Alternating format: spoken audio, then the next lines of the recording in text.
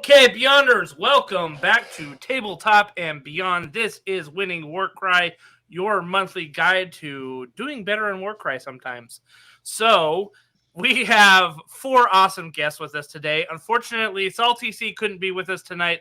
My schedule was a little tight this month, and so things just weren't working out. He'll be back with us next month. But we've got four amazing guests, as I said. Rob, you are a veteran of the show, having done one. So welcome back. Peter, you're our sort of rookie. You have been mentioned many times on the show, but this is your first face appearance. And yes, people, Peter does exist in real life. There's his mug right there. And we have Kyle, the Great White Nope, who I hear spends his day with children. Huh. No? What? Nope? Yep, that's me. You're probably wondering how I ended up in this situation. Okay, so here I am from the future of this recording, and if you are super confused by this intro, as everybody else on here was, especially Kyle, then you are not alone. So I made a huge mistake. I've made a huge mistake. I've made a huge mistake. I've made a huge mistake. I've made a huge mistake. I've made a huge mistake. I made a huge mistake. I got Kyle confused with someone else in the Warcry community who is a teacher and literally spends their days teaching kids.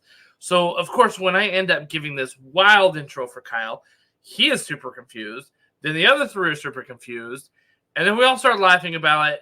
But you can see on my face in that moment that I realized I totally boinked it.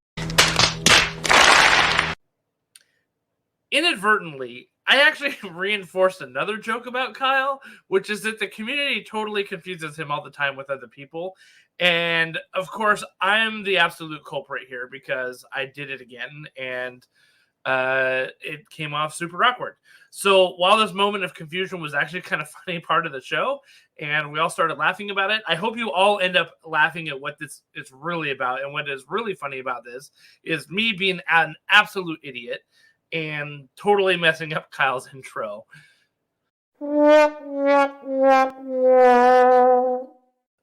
Anyway, I hope you enjoy the rest of the show, and I wanted to clarify any confusion about what this was about, because it's really about me being a complete Nimrod. So, enjoy, everybody. What? I'll start calling these three guys children. I have no idea what you're talking about. Is there anything to elaborate with that? That's just that was a weird roll. Okay. All right, and then we have Mike, who was also on the show with us another time, moving right along. Dude, you go from not being a TO I have any kids in my neck of the woods, so what children? Whose children? I don't know. I have children. Like, all right, so yeah, we got Mike who was on the show for. Yeah, we're moving on. So these fine gentlemen are part of their own podcast, their own YouTube channel. Do you guys do podcasts or is it straight YouTube? it's the same thing, basically. I mean, it's kind of. YouTube. Like, Podcast right now it's straight YouTube, but we have a podcast style format. Yeah. Oh, hey, look at this! Look what I got here. 3 heroes, 1 chaff. I'm not gonna make you guys decide who the 1 chaff is. It's impossible to tell. You'll never know. Does it involve kids though? So No. This is what dark, you were worried about us. Like, you're like, oh gosh, what the hell?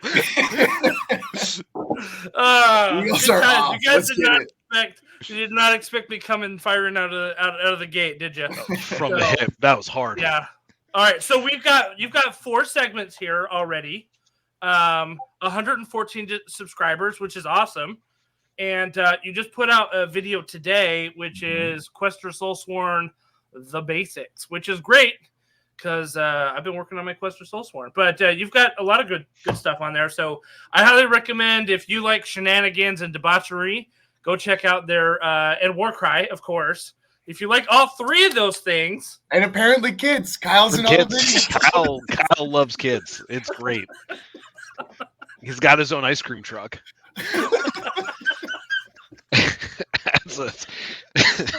Jesus Christ, Kyle.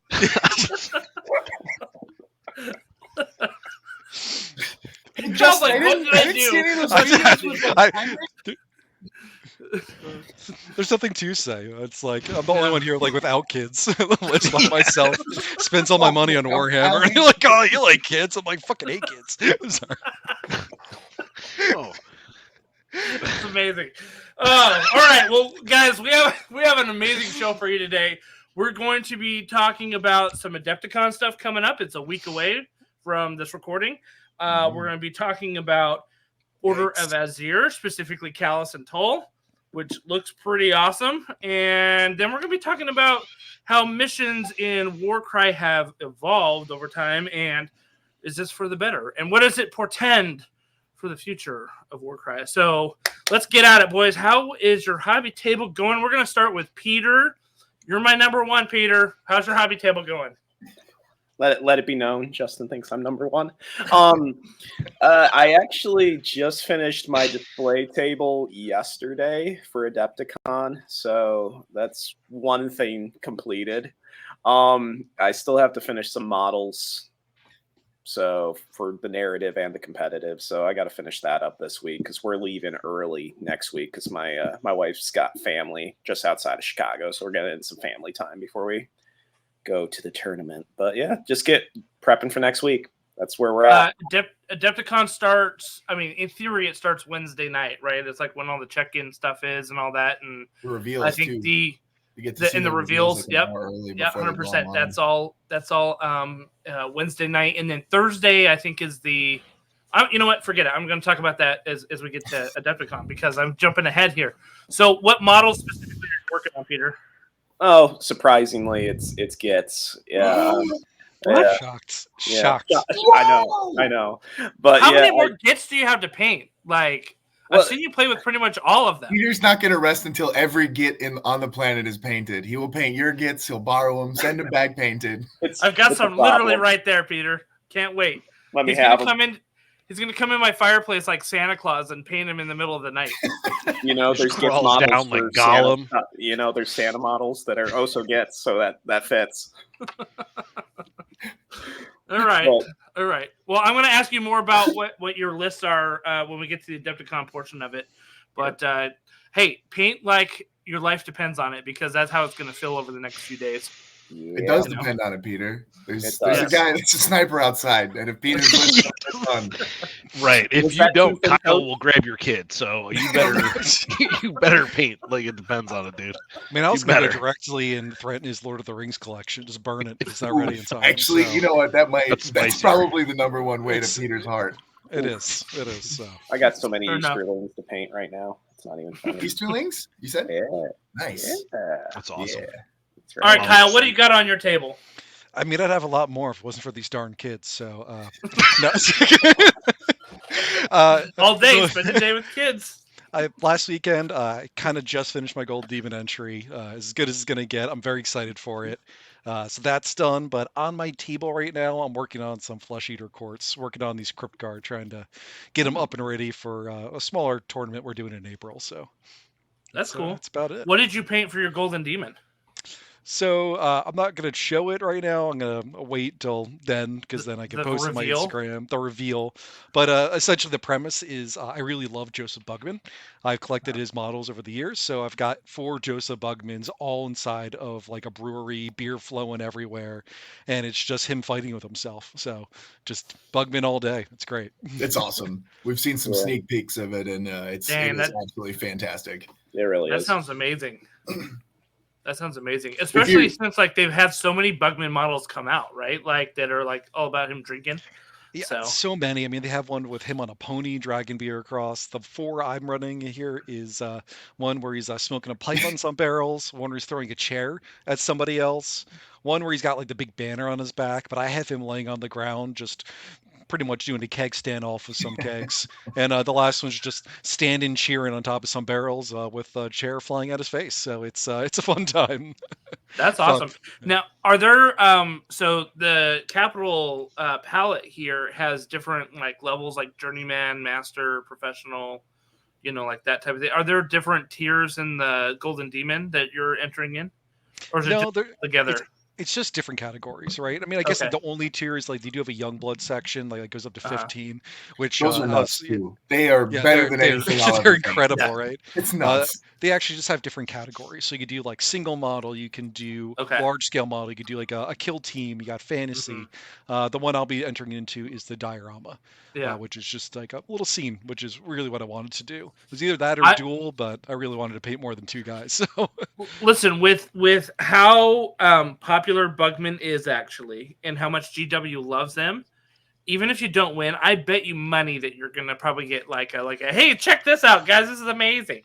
You know, what I'm hoping for is someone looks at it and they just kind of like giggle a little bit, have a little smile on their face. To me, that's the winning part, right? Is I and want then people to pay smile. you hundreds and thousands of dollars for exactly. It's the ideal, right? That's all. And then get hired by a GW and not get your name released on any credit for artistry. It's awesome. Yeah, or your face on camera ever again. Let's get these. I mean, this would follow the Kyle bit of like, what, Kyle TO'd? No, it's like, well, this amazing golden demon. We have no idea who did this. Painted this. Just showed up one day. For those watching who don't know the inside joke, for whatever reason, I've hosted 2 events, and like both events, no one knew I was the TO, even though I had like a striped shirt that said like TO on the back. They're like, "Yeah, thanks, Rob, for hosting this event." I'm just like sitting there. I painted all 6 sets of terrain. I'm like, I guess I'm not important here.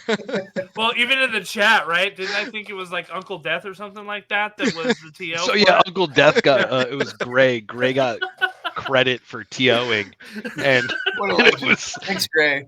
Shout out Gray for doing such a great job running that tournament. Well, the best part is Gray got a ride to the tournament because I picked him up and brought him to the tournament, which is like even the best part about it. Like the TO brought him to the tournament. And they're like, "Thanks, Gray." Couldn't happen without you, Kyle. If you weren't there, the TO wouldn't have made it. Yeah, for sure. Yeah, so and besides, hosting that event. You did it for the kids, and we really appreciate it.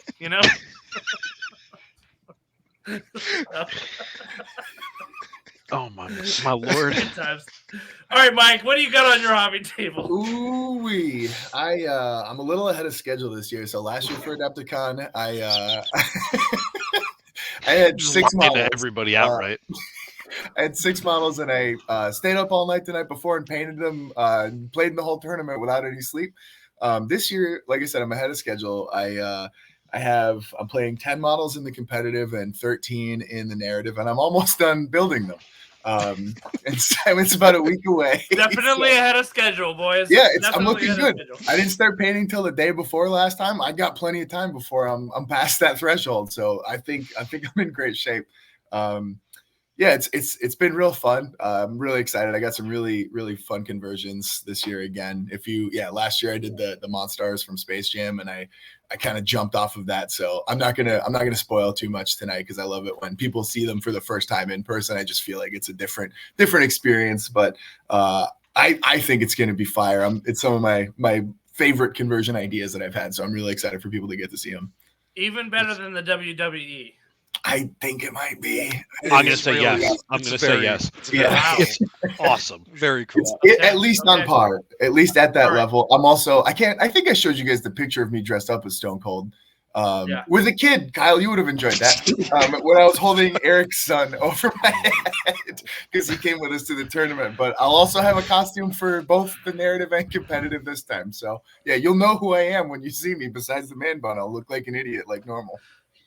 I mean, last time you were in a romper, so I was just wearing I just had the button down for Adepticon. I had the Monsters. You were wearing a romper. It was like the shorts and the. Oh no, that was a 2-piece. Yeah, you're probably thinking because of the muscles that I had. I didn't have a shirt and I was yoked, dude. I was piped up. Yeah, dude. I thought it was a onesie. I'm like, this guy came. This is your dreams coming through again. Just it's hard to tell sometimes. What I heard, he's actually just going to do just body paint. That's it. Yeah. just straight up spray on paint. Yeah. Fair enough. All right, Rob, you are up. I'm going to pull up your pictures here. What? I've got pictures. Yeah, actually, listen, you know what? You guys could have sent me pictures. You could have. Way to underplay us, Rob. What do you mean not- we're gonna play? Maybe Who's supposed to be a team, Rob? Well, hold on one second. bring With the Rob team anyway. thing. I'm really upset that I didn't know we can get matching team rompers, and that's where my mind is at right now. I want team I rompers. think you're probably accurate on that one. I mean, I think I'm there's telling a you, stain you on wore the a shirt. romper last year. You wore a romper. I'm like, you may have been thinking of someone completely different because no, it was like it had pineapples and I mean all sorts of stuff. no, that was you're thinking of Will. That was Will from the Mortal Realms. I'm pretty like 90% sure he was wearing that. Oh, was it him? I'll Okay. double check. Maybe check. it was. I'll ask him. Maybe it was. I'm gonna have to All right, inquire all right. about some pineapple. You were wearing rompers. like a Hawaiian themed shirt though, right? Yeah, they had the Monstars on it. Yeah. Mm-hmm. So not Yeah, Hawaiian. okay. Got it. Right. No, but it was like a Hawaiian drinks. shirt, but just minus. Okay, but there was a dude with a romper. That's for sure. I thought it was This is a very telling T&B episode with rompers and children. I don't know. Come to Adepticon this year, and you might see someone wearing a romper. I'm so glad this is my first episode. That was their Yeah, tagline. dude. This is. Hey, Rob, I mean, what's your name? Don't lie, Rob. Don't lie, Rob. You're looking up rompers right now on Amazon. Hell yeah, bro, dude. Get some adult rompies in. That'd be the dream. Rob's got it on alert anytime it drops below. Yeah, dude. Seriously. It's a dream until you have to go to the bathroom. Then it's You not. got the butt flaps. What's- Nope, yeah. the butt flapped them. A lot of those rompers don't. A lot of those Snuggies rompers might be don't. more comfortable, you know. Listen, we could have a whole episode about romper bathroom etiquette, but we're here about my hobby table because this is the first time in any show I've been on. Everybody talks hobbies, and I just sit there looking at the screen like an idiot because I'm just like, because all I do is play TTS mainly, and this is the first time like I spent a lot of time on these guys, my mediocre paint jobs of Cities of Sigmar, and it was an effort, dude. I don't recommend anybody buy these. It was a nightmare. It was a nightmare. They're awesome looking models though, but the dude on the right. It's the opposite of a GW sponsorship. Hey, don't buy any of their stuff. Yeah. Buy their stuff, but not these stuff. Buy the White Dwarf subscription first, because that's what matters the most. Buy these and then, have somebody commission paint them for you. Right. Not me. And then it's the dude on the right is a proxy I have for the Vulcan Flame Father, but he might find his way in there. I'm pretty undecided on a list, but we'll get to that later. But this is some city stuff. I have some other pictures I sent you though. Yeah, let me pull them up. I thought I could click through, but I cannot. I like the floodlight you use to really capture all of exactly. the colors to their Yeah, I fullest. figured the stain on the shirt would just really add it to the model. So. Dude, I looked hard for stains at like the first part. That was not a floodlight. That was my daughter's lamp that I stole from her room. You know, when you put it that close, it becomes a floodlight. Oh, my bad. You know what? I mean, Rob, that's a true hobby experience, though, right? Like stealing a child's lamp to. That's Yeah, if you're not 100%. hobbying unless you're bullying children. I learned it from 100%. Kyle. Kyle taught me how to deal with this situation. No, I taught you how to drink Monster and punch holes in drywall. Okay, That's it too. Yeah, pull out my switchblade and yell about my dad. That's the key. The key target demographic I'm really shooting for with these. I love that Arch Knight.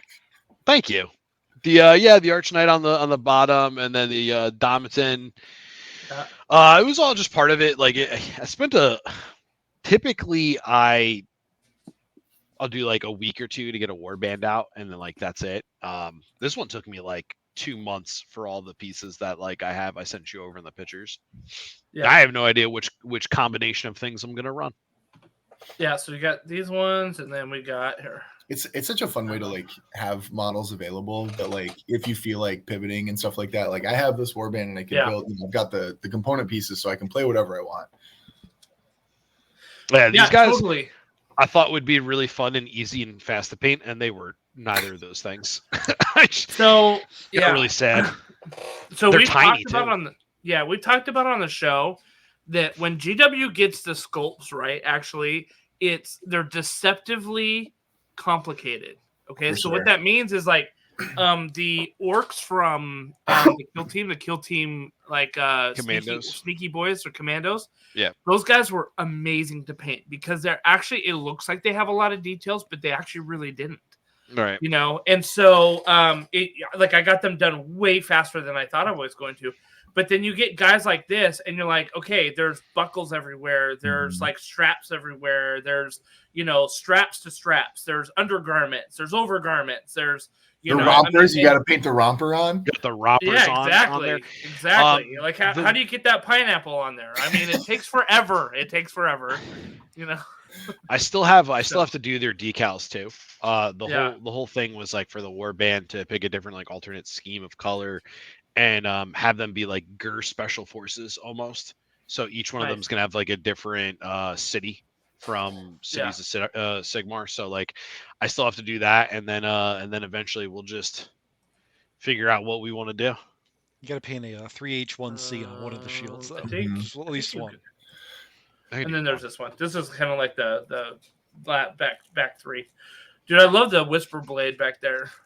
Yeah, dude, the Whisper Blade was actually a fun model to paint. It wasn't terrible even with the trim it was. But he's super sneaky, especially if you're staring directly at the sun. You'll never see him coming with those bright colors.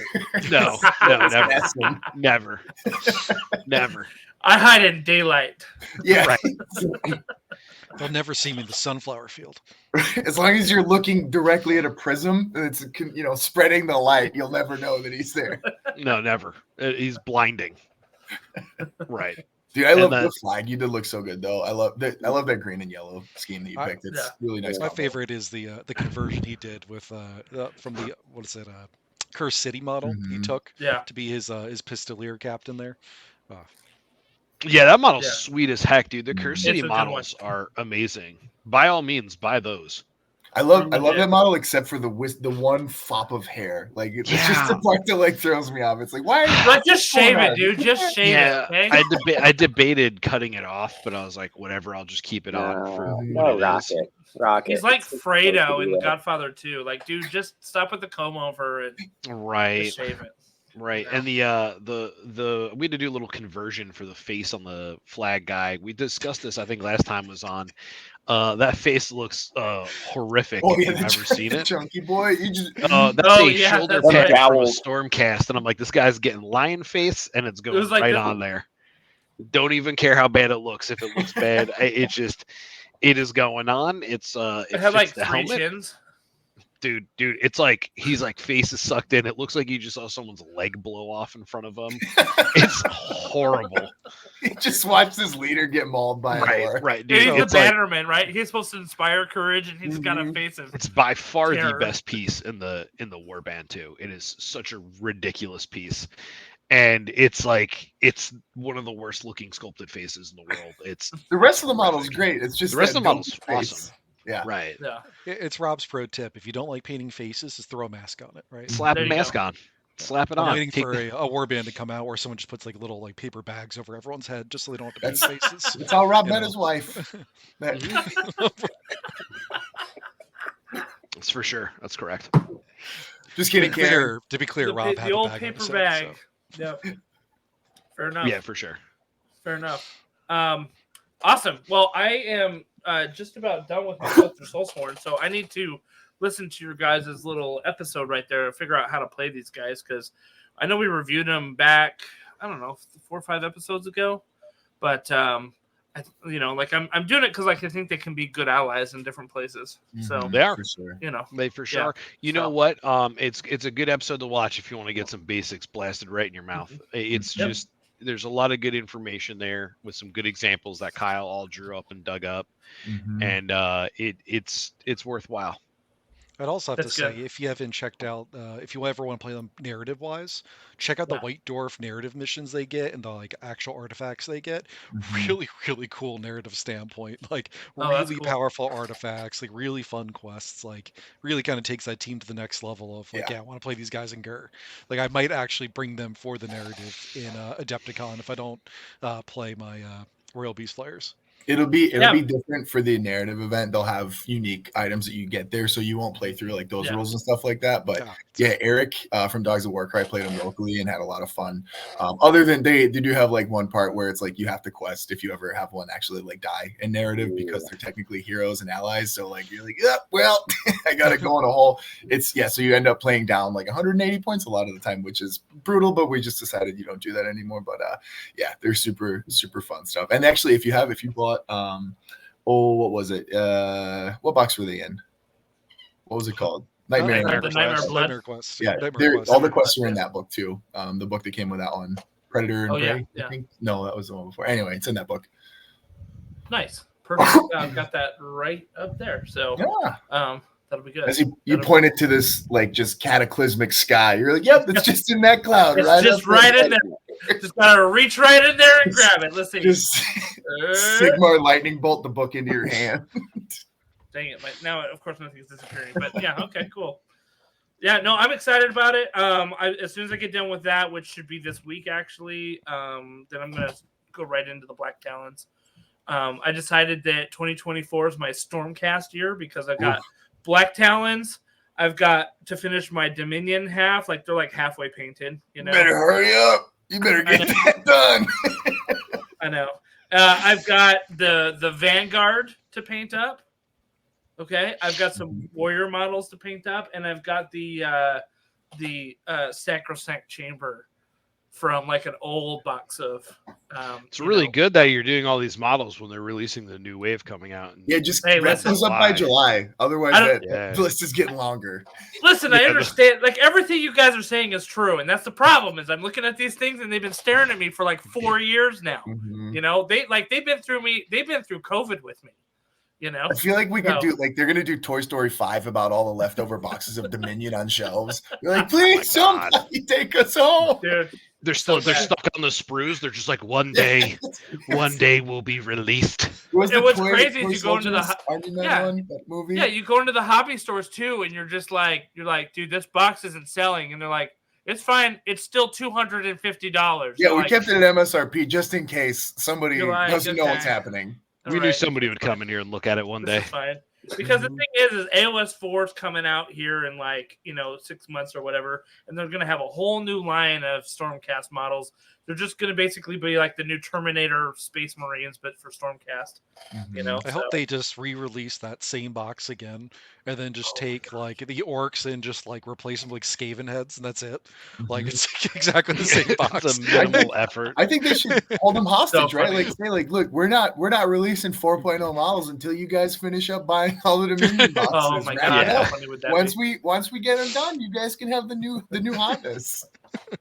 That's awesome.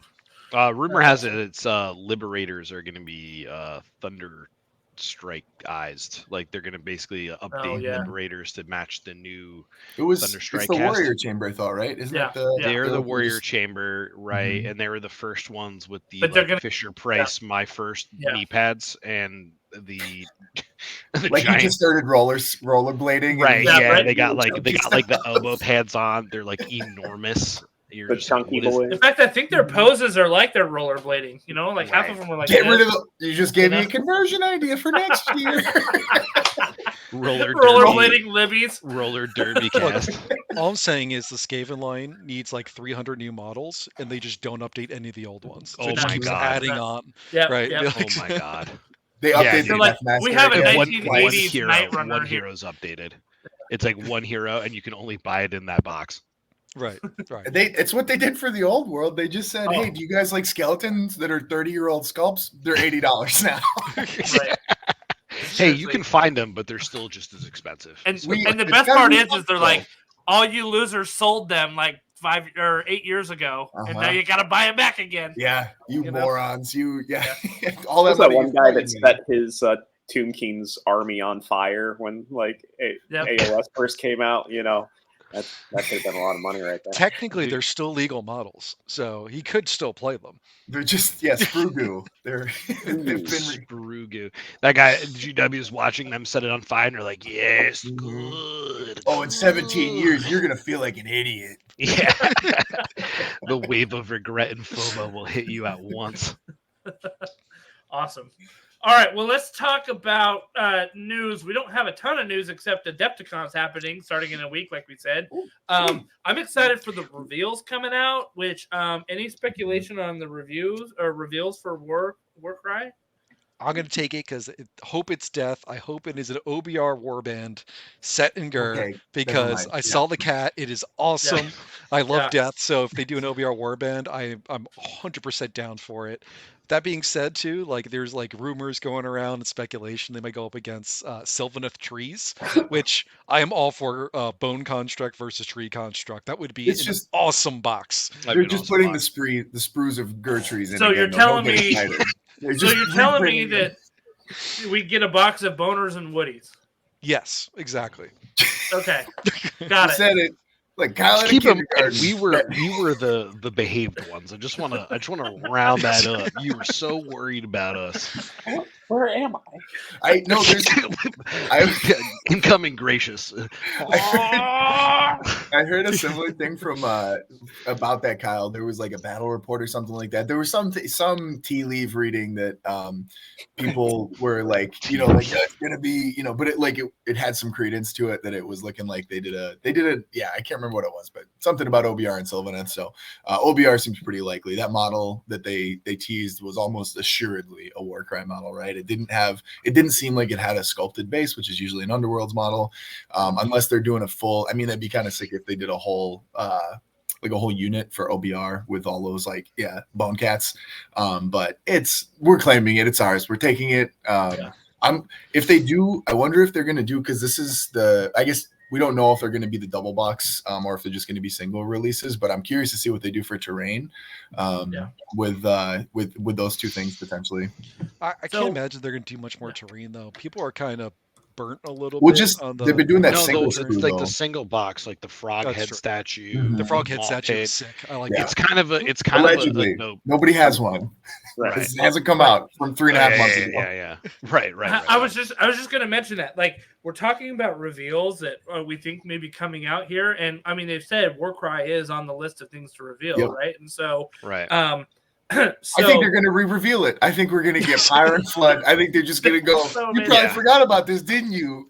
Yeah, We're here to reveal the release date. Woo! Right, Pete? Yeah. Here's your first teaser of what these things are able to do. One special ability, Yep. no relation to what model it is. No, it's going to be It's gonna be a universal. chaff Like this guy model. could do the universal reaction. Oh my god. Counter. Yeah. You're gonna get like Yeah, the exactly. one playable piece in it. They're like, check out this stat: 95 points for 5 move and 3 toughness. Mhm. And you're just like, Woo. Heat, absolute heat. I'm Heat. Kyle. Well, I'm listen, worried for you every 'cause time- I bet that cat sucks. They only ever suck. seriously, Like they only every show the single bad ones. cool animal I has have sucked. 2 Kindle drops because I like the model so much. Like it doesn't That's- matter if it's not the best model in the box. I Yep. still Excuse love me. them. Mhm. the monkeys from KMK, That's true. are not the sucks, but They're those are not the pets. only. They're This is They're coming from the guy that would people's- not play them for months. Oh yeah, Yeah. no, they're horrible looking models. They're horrible. that's wrong. They're as bad as Objectively wrong. the awful hounds. Mhm. Yeah. Those were so Oh, gosh. sad. Awful. The We name got the just leak tells from you that something. Portuguese leak, and then it was just like, look at this, what's gonna happen? And then it was just like they're like centaurs almost. They're like, we made it have a really weird upright upper torso, and then Yeah, made the stats. It's like Ooh, forward so and hung. up, right? Yeah. The head's so high on it, and you're like, what is Mhm. happening here? How That's are okay. these- Onto the shelf you go. Never need to touch you. Your stats are trash. Don't worry, you get 2 of them. like, Yeah, right. oh, thank you. Yeah, what I always wanted. Can I cut the arms off and make a different ghoul? I can. Oh man, yeah, I'm surprised that's been as delayed. Or it's got to be something to do with shipping at this point, like because there's they're still waiting for Kill Team stuff too that they released, like the Night Lords, and so Yep. like they've gone radio silent on a bunch of things. But don't worry, we're getting what we're going to talk about shortly, Toll and Callus, Yeah. and we're Why'd also you say it like getting. that? Why'd you flip them? Why? I don't I know, like man. that. I have a hard time going the other way. We're struggling here, Okay, you know. all right. Thank See, you, though. I so- appreciate your No, I mean, concern for it. Interesting because you can get Toll and Callus right now. Like, Oh yeah, it's on my way to my Ready house. to They go. come out. You I know? think they come out Saturday, right? I think they're on 23rd. Next Saturday. yeah, but I mean, 23rd. my point is like you could have ordered them last week. Yeah. You know what I mean? Like, And same thing with like- the Dark Oath guys. You're gonna get the Yeah. Dark Oath. You know it's following the same formula, which I'm super stoked that it's You like didn't. Black Those guys Talons. aren't up yet. I don't think, right? You can't buy No, them. they're not. No, Okay. not yet. But like it's Yeah. coming, and they're like coming. I mean, if it's any indication, there's also like a book, black library book coming out for them. Yeah. Yeah. So like, and they did the same thing for Callus and Toll. Did I do it right? Mhm. Correct. So there's You get there's it. that coming. I'll put a sticker on the chart, Rob. Yeah, Hang I on. think So that sorry. I get 5. I get the box. I think that GW just kind of got ahead of itself in terms of like announcing releases. Like, I think that the marketing department's like, oh, great. Well, we have a release announcement happening in February, or at LVO. So let's announce all of these things because everybody's going to be watching it. And the logistics department's just like, what are you doing? We're still in old world right now. Like, we haven't even gotten to these other ones. So, but they could still do stuff like an article every month about like here's the the Pyregeist rules, and then here's the we Lumineth haven't even rules. seen like that. space that out. Yeah. You haven't seen anything for it. It's crazy. Nothing. No. We got like Callus and Toll rules, right? Like we got that right away. We're gonna get. I'm gonna call it now. Like if we don't see them re-release for that, we need to see a new roadmap for Warcry. Would also be stellar because there's still the Flood and Fire, and then there's two more coming out, which is what we think OBR and Treemex would be, which would be sweet. But then we need to kind of see where we're building up from that year because we're about to go into 4th edition. Yeah. So are we going to be AOS, dragged in? Warcry. Right, AOS. Just in case anybody got confused. Yeah. What happened to 3rd? Yeah. We're skipping it. We're going Threw it right out. Peter, you've been sleeping for a year. And it's Peter's internet is somehow ahead of us now. Guys, I saw the rules. Well, see, I really think it's going to jump ahead. I think, like, because was it last time we got a batch of rules? It was like, hey, here's like 10 war bands in a span of 2 months. And I think, which I'm not complaining, but like, I think it's more likely going to be just like, here is like a pile of stuff. Go figure it out. And yeah, I'm still going to say. I wouldn't be surprised though if we get the new Slaves to Darkness rules like in a PDF. Yeah, that's the other thing too. I'm really hoping like we can't. It's chaos. Peter's pegged it as it's just chaos rules. Like, by the way, here's this new FEC rework for everybody, and it's awesome because it's like it's content to dig into, to shake everything up, to try and test with, and try to pull the game like around in a different like meta sense. Like, right, like how's this going to alter everything? Does this impact anything? What are we testing it with?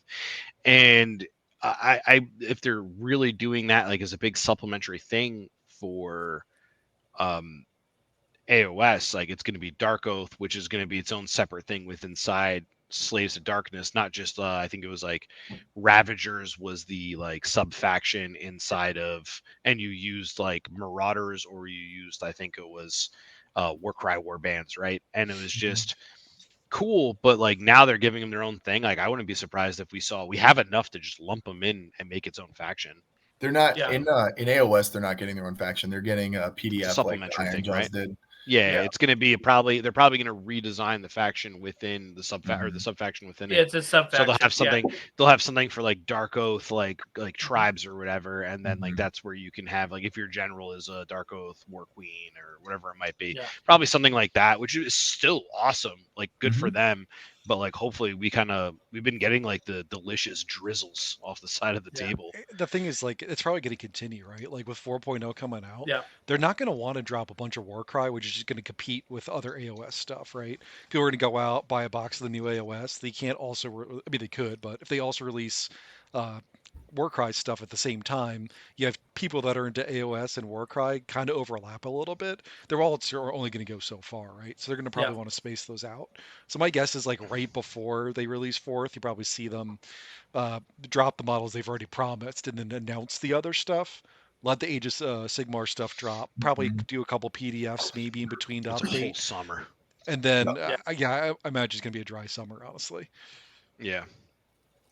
Yeah, that's probably a good point. I bet the last Warcry release that we're going to get is May, honestly. Yeah. And then we won't see another thing again until October. Yeah. And that's okay as long as that's kind of what they did last year too, right? Other than the Crypt of Blood or Crypt of Blood, the starter set. That I think that was dry for us. But the Christmas gifts came beaucoup. Which made my life easier at Nova Open because then I didn't have to do what I did the first year we did it and like get the 2.0 release exactly 14 days before the tournament started. You know, everyone's like, "What's a monster?" Still on the clock right now. We could get a points update before Adepticon. It's I think I said was March 17th was the cutoff. So if they rehaul points right now, We're scrambling. Uh-oh. Not Peter. That's why he's been painting all these gits. I'm ready. Peter goes underneath I'm his ready. bed, lifts like Gits the are getting side up, squatted. and there's, Sorry, like, Pete. They don't exist 50 anymore. gits. They can't be proxied. All right, so this, last thing about kind of our news and Adepticon, what warbands are you taking for the tournament, and what warbands are you taking for the narrative? And Peter, kick us off.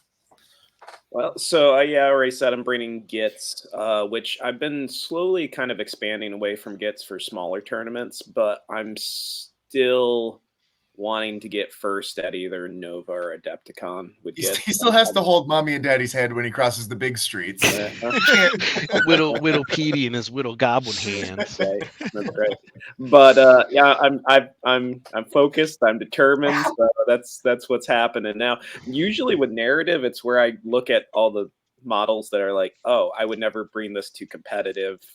So That's I kind of creepy. mix match it. So I bring something that hurts and something that really doesn't, and we'll have And if fun Peter with it. accidentally discovers the new meta Gits list that he just stumbles into, that's absolutely Bellwater? Oops. Right. Yep. Oh, I yeah, didn't what- know it was good. Like, but yeah, so that's awesome, Peter. Though I'm happy to hear that.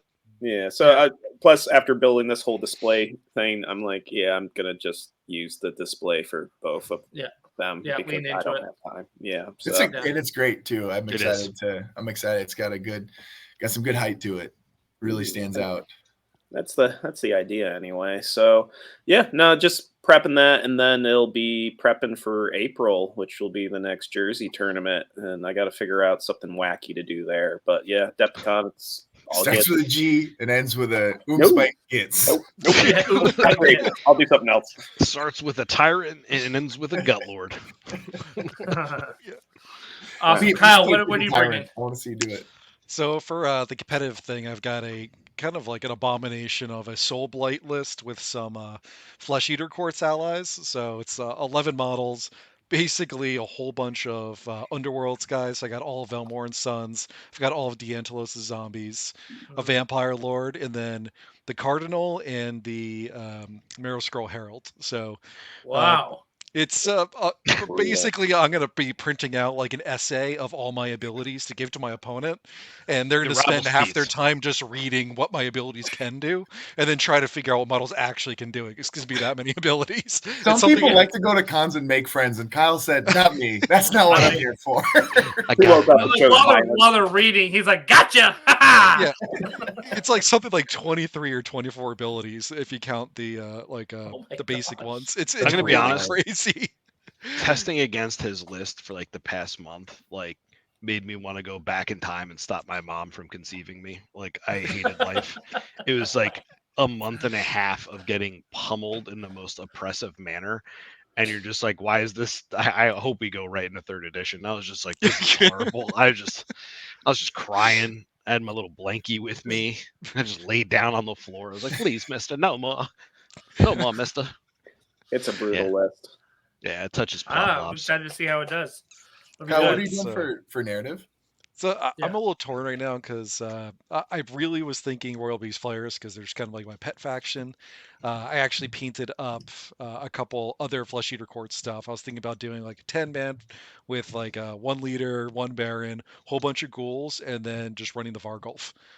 Just because I want to see what that Vargulf can do, just run around the Yeah. board and hammer into people, and just really test out some of that Flesh Eater Courts stuff because I really haven't played a ton of it on the tabletop yet. Mm. I've been painting it, but I just want to see how it goes. And Yeah. I know Royal Beast Flayers, so put the two together, it could be a good time. So Either what that you're telling or me I'm is- an Arch Regent. So You're gonna play another form of Shade of Gray as the is the consensus. Mhm. You're going from gray to gray. yeah, I'm playing Death and then some more Death, but I might bring my Soulsworn too. And if I'm like mentally taxed on the previous day, 6 models and just Yeah. jamming games is always Hell a good yeah, time, your too. Soulsworn look gorgeous too, dude. And it's not a Rumble pack, so you have a chance to have fun this time. Yeah, so that's my plan. Mike, what are you bringing? All right, so I got for a competitive, I'm going Monster Killers. I will say I'm not necessarily anticipating. I could roll well and do well. I'm not expecting to do terribly well with them. This was very much the meme dream is coming alive for that list. 10 models. I'll share a little bit of it. I got 4 egg grots in there. Packing eggs, baby. Yeah. And that's only because I couldn't find a 5th one. So no. You dried up all your sources in Right. Italy. Yeah, Italy has got no more egg grots your left egg to blow on a dealers are single dried time. up. So yeah, rocking those guys for competitive, and then for narrative, I'm rocking Cities of Sigmar Castellites with 10 Gargoylians in there, packing the pets. Oh We're my getting God. wild. Again, it'll all make a lot more sense when you actually see them. I'll share them online and stuff like that for folks that aren't around for Adepticon. I'll say that everyone who's watching both of these teams, he's fully kit bashing, and the kit bashes are awesome. So I got some wild display boards for both of them too that I'm super stoked about. That it's gonna be fun. Hoping to make people smile. I'm all about conversions, but like I do a lot of conversion work, but I've been getting so giddy just watching Mike work at these two. Like they're awesome. I'm so excited. Yeah. It's really tough because like some people like Kyle and Peter wake up and choose violence, and then Mike wakes up and chooses dreaming, and he makes it a reality, and it's the most beautiful, soul heartening. You're like, oh wow, people actually still enjoy this game, and then like you turn and look at Kyle, and you're just like, well, fuck me. So it's sorry, that's my one, Justin. My apologies.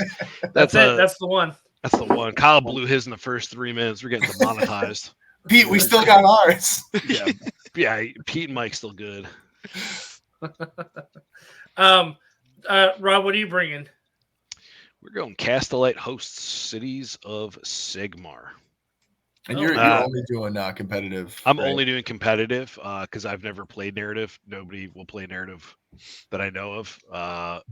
So literally all of us will. He just doesn't want. We refuse to play with narrative with Rob. So Rob shows up with a 10 plague bearer narrative list, and we're like, Rob, I don't think you understand what's happening right now. We're going. I mean, like it's any combination of those models that I showed before that I worked hard on for those, but and it's like probably the faction that I've put the most into. It was like between that and Monster Killers, and I was just like, you know what, we got some dudes. Let's be some dudes. And he loves playing against Soulblight. I have a lot of good matchups, and Soulblight is not one of them. Yeah. All right. Fair enough. My experience with the narrative at Adepticon, like I had a good time with it. But I felt like some people like brought tournament lists to it. I'm like, bro, what are you bringing here? Yeah, not Peter. Peter's like, all right, I'm going to try out a crusher and see how it does. It's 4-8. Peter's like, this is my soft tickle Take list. the first spin, see what he gets into, a little bit of mischief. Yeah, I played against a couple. So I brought the Rottmeier Creed last year, like just a straight box of Rottmeier Creed, and just got curb stomped every game. And not they do that a lot. One box Rottmeier. That's how I started 2.0, and it was not fun. And I mean, don't get me wrong. I wasn't planning to win a lot. Sorry, that's my dog who keeps wanting to. No, get out I of thought here. you had some sort of tick that was happening, and I didn't want to ask about it. Doesn't mean you shouldn't try to win. No, okay, Peter. Okay, Peter.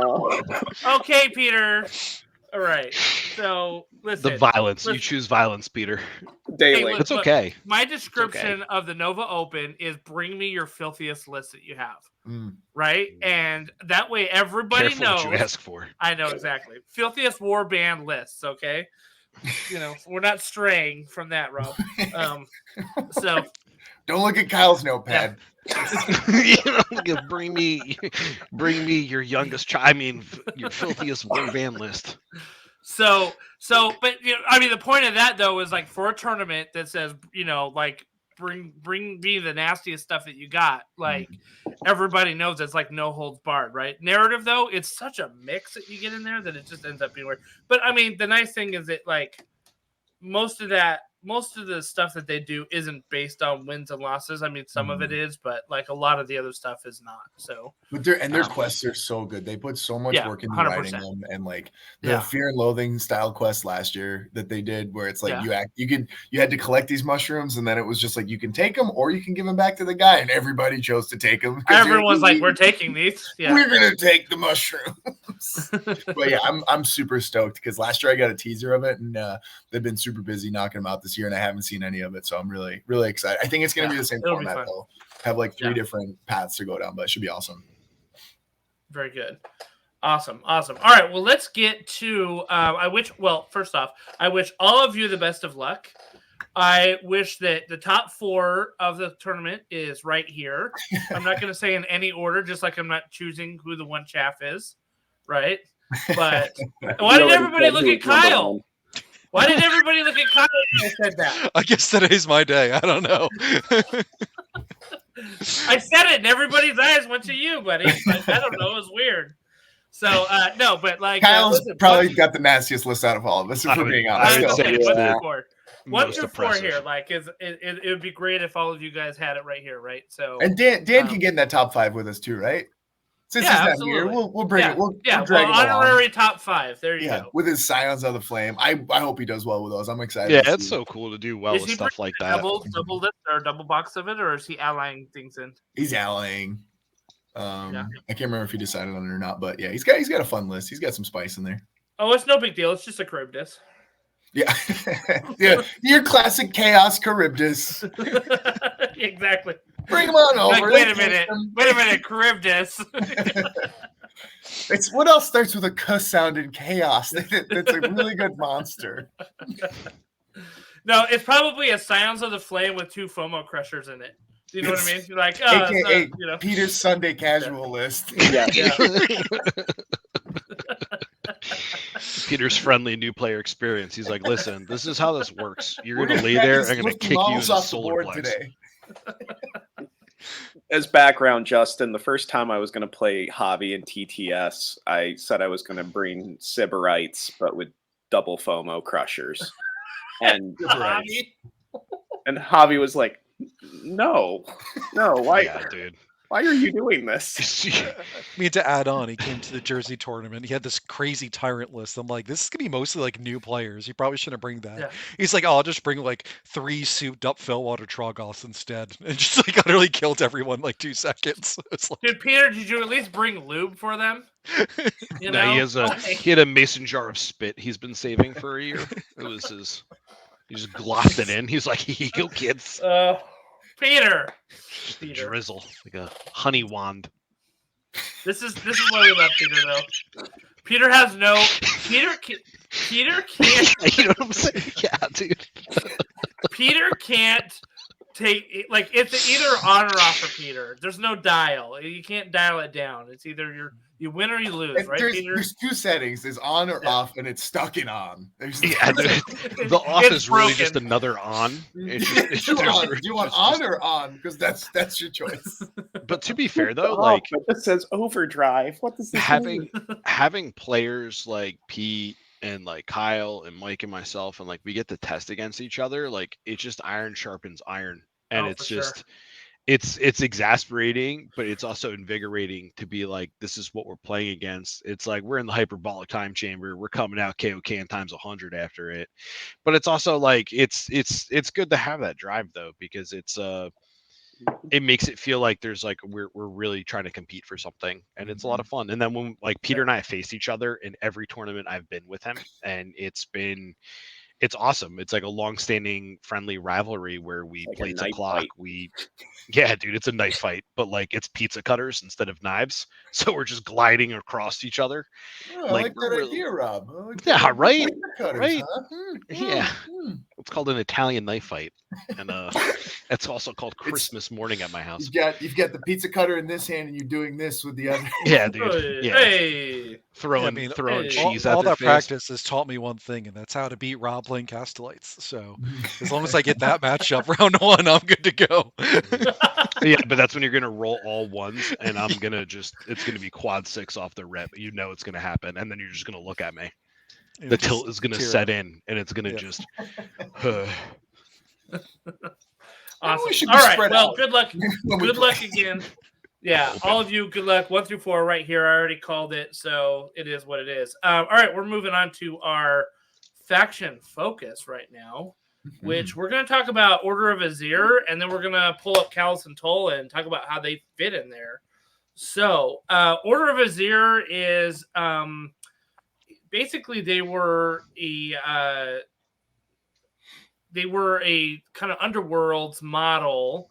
Like warband that was released, and they basically said, well, they don't really fit as an underworld or like as a Bladeborn to any specific faction, so we're just going to make them their own faction. And said, ta-da, there's Order of Azyr, which I haven't done the math. Do they even add up to 1,000 points?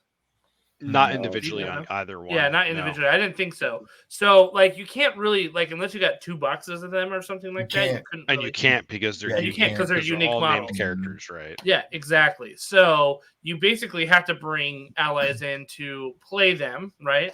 Or if you get both of them, if you get the heroes or Saviours of Cinderfall and the Hexbane Hunters, those you can mix and match to 1,000. But before the Saviours of Cinderfall came out, which is just like 2 weeks ago, like you couldn't bring in another one, right? Like you had to bring in some Stormcast or KO or whatever or something like that, right? Yeah, you typically saw a lot of people allying in Hexbane.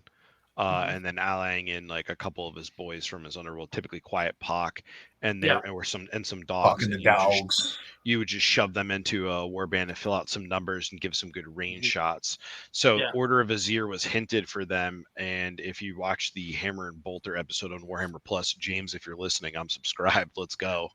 And also White Dwarf. Let's go, James. That's double. You're hitting me double time. Wow. And you still haven't released any Warcry. Come on. And then they're from the Order, like it's like basically like a special ops witch hunters. Yeah. It's pretty sick. It's really cool, and they're great models. Yeah, they're like amazing models. I have to say, like, vibe and aesthetic, they're absolutely amazing. When I paint, I listen to audiobooks. I listen to both Van Denst ones, which aren't in here yet. I hope they are. But I've been listening to the Callus and Toll books, and they're really, really good. Nice. So it's kind of cool seeing them on the tabletop alive after you've listened to the book and heard all the cool stuff they went through. So let's talk about the models in Order of Azyr right now, specifically Hexbane Hunters. Which one? Let's start with the hero. How do you like him as a model? Hexbane will be down lower, I think. Hexbane will be lower this up here. Oh, sorry, I'm had a toe. Yeah, here we go. No, it's okay. It's your first time. Hexbane. Yeah, that's right. He's spicy. He's already been putting up some tournament results and stuff like that. They've got the ability to just add your value to crits and stuff like that. He can really crank out some damage.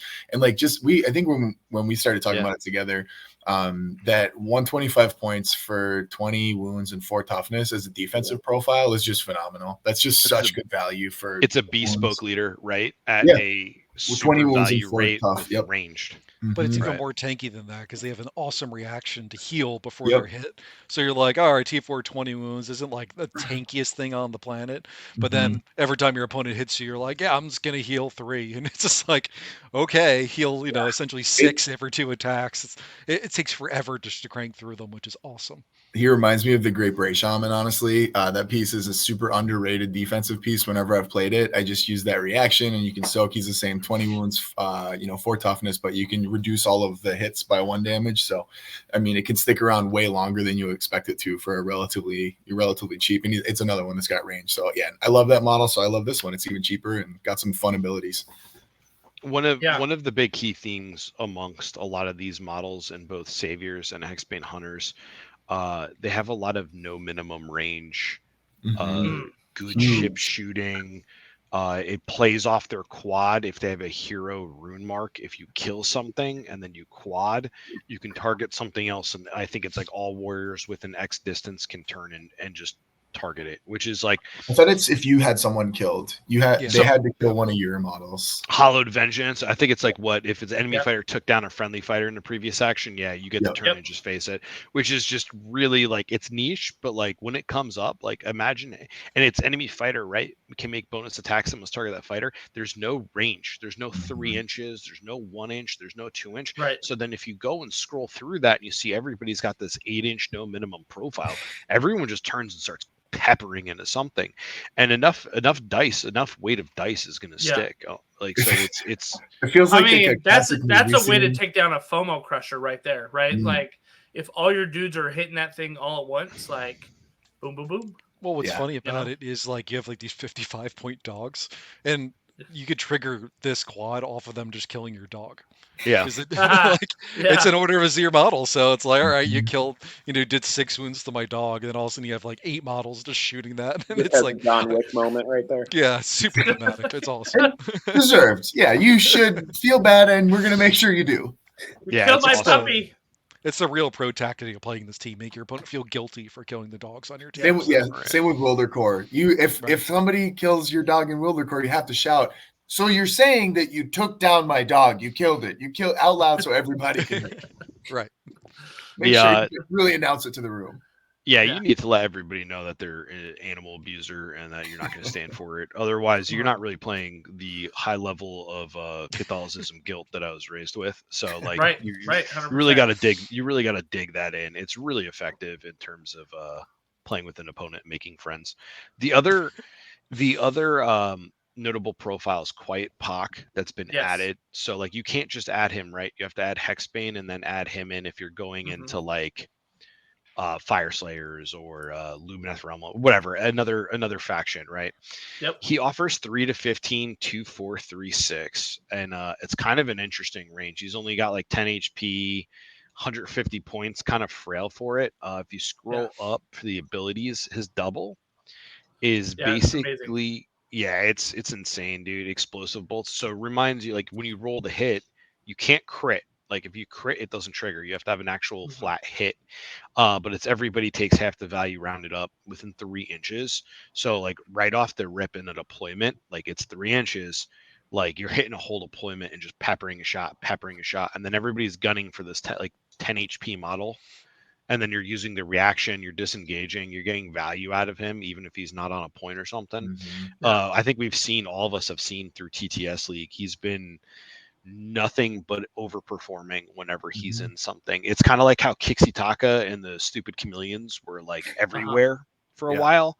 People started playing with Hexbane and started inserting that in there, and it's been it's just super solid. It's just a super solid pick. And to be clear, just really quickly, you can get a crit, but it only triggers off of a hit. Right. So if you get a crit, hit and a crit, then it works. Right.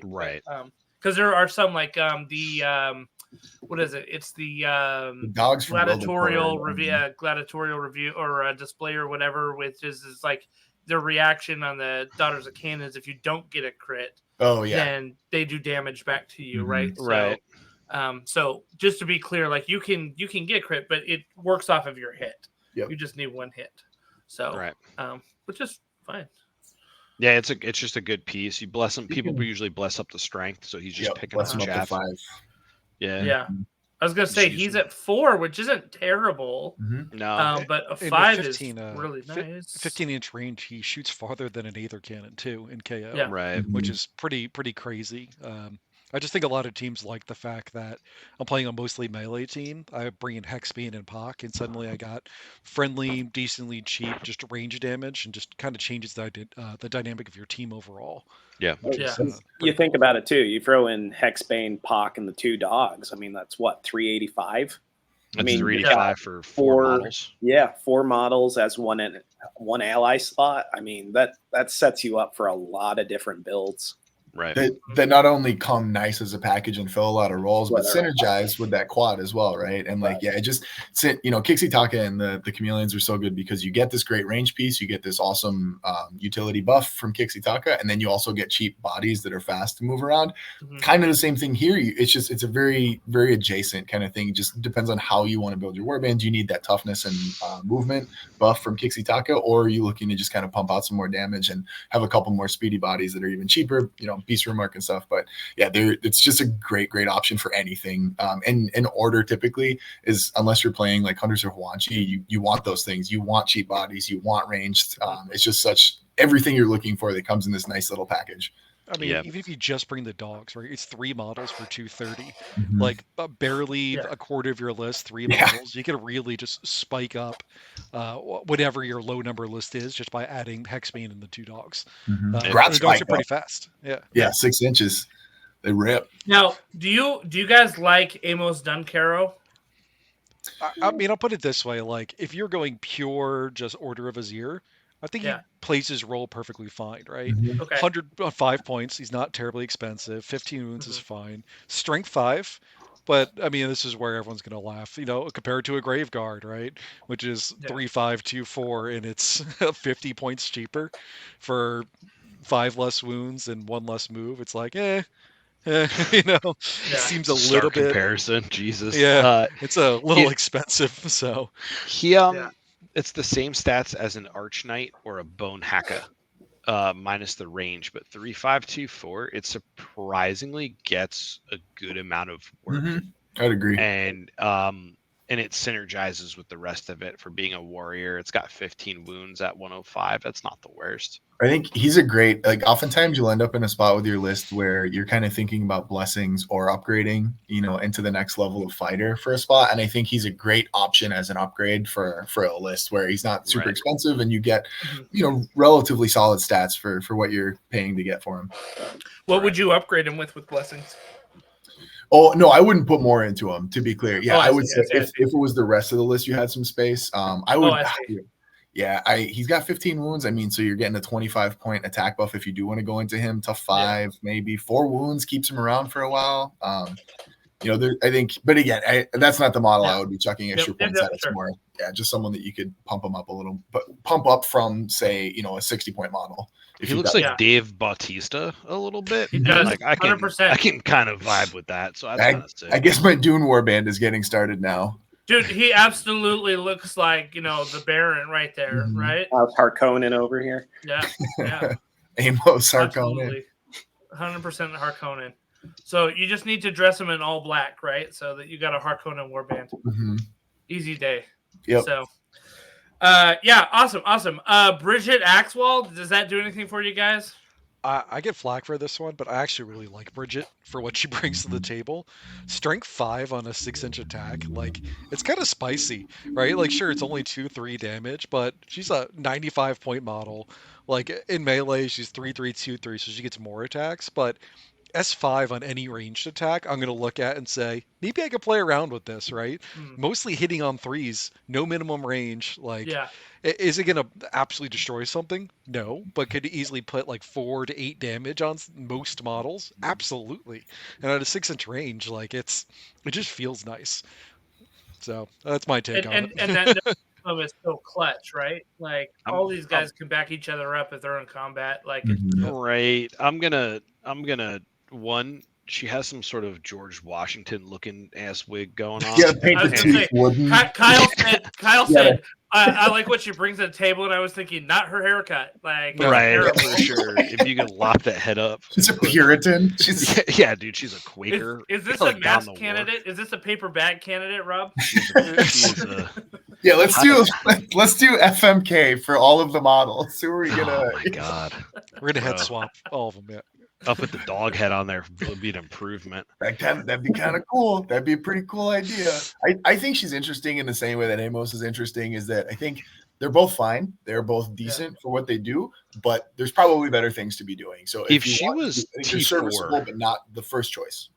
Yeah. I'm just having Claws of Karanak flashback of T3 10 wounds. So they have 12.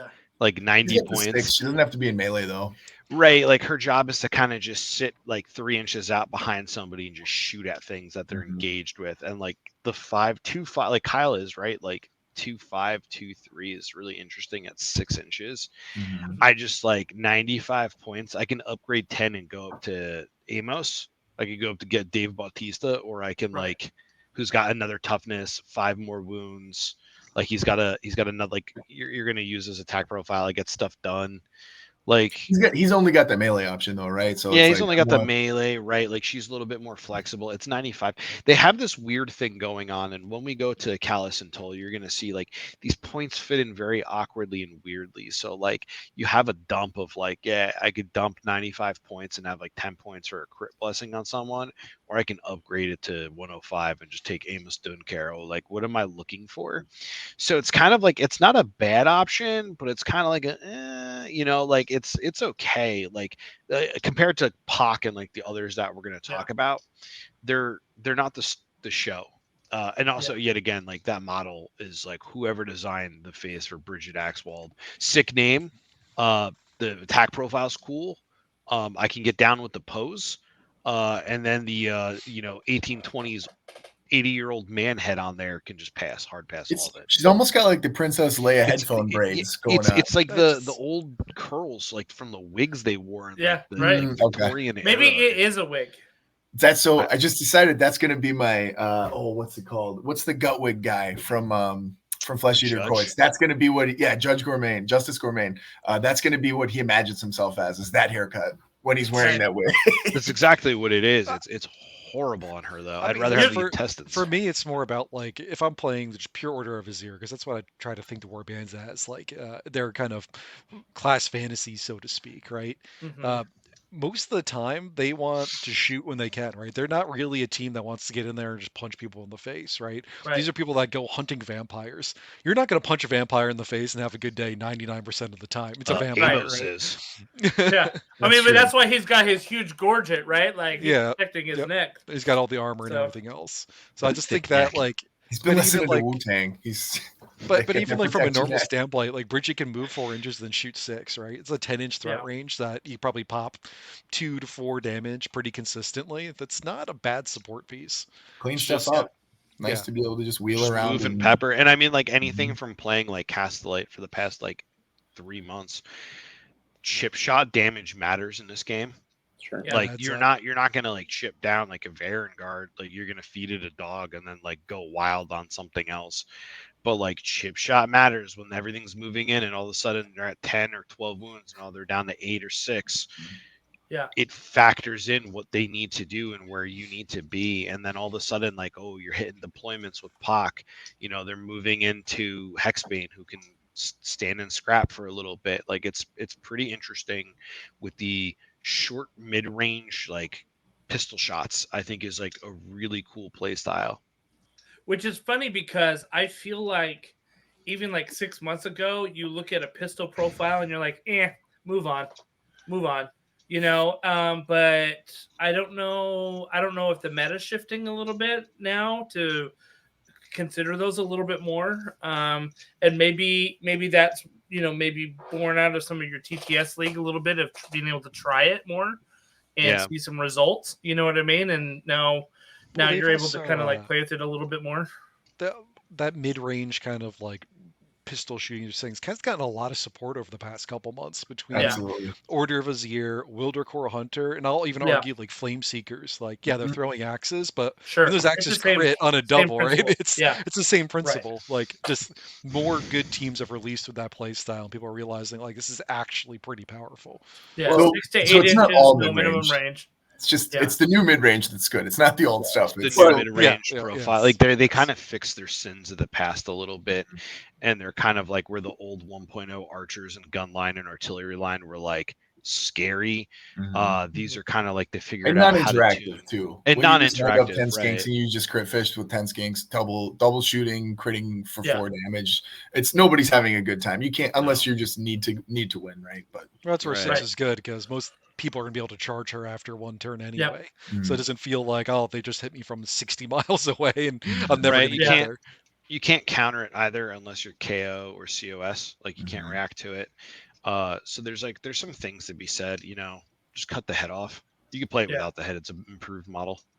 Well, something to think about too, right? Is this warband's kind of designed around not having to be engaged as much. Right. So like it'd be one thing if you played with multiple Titan pieces where you constantly want to be in melee, then yeah, you're not going to feel like you're getting the best out of your pistols.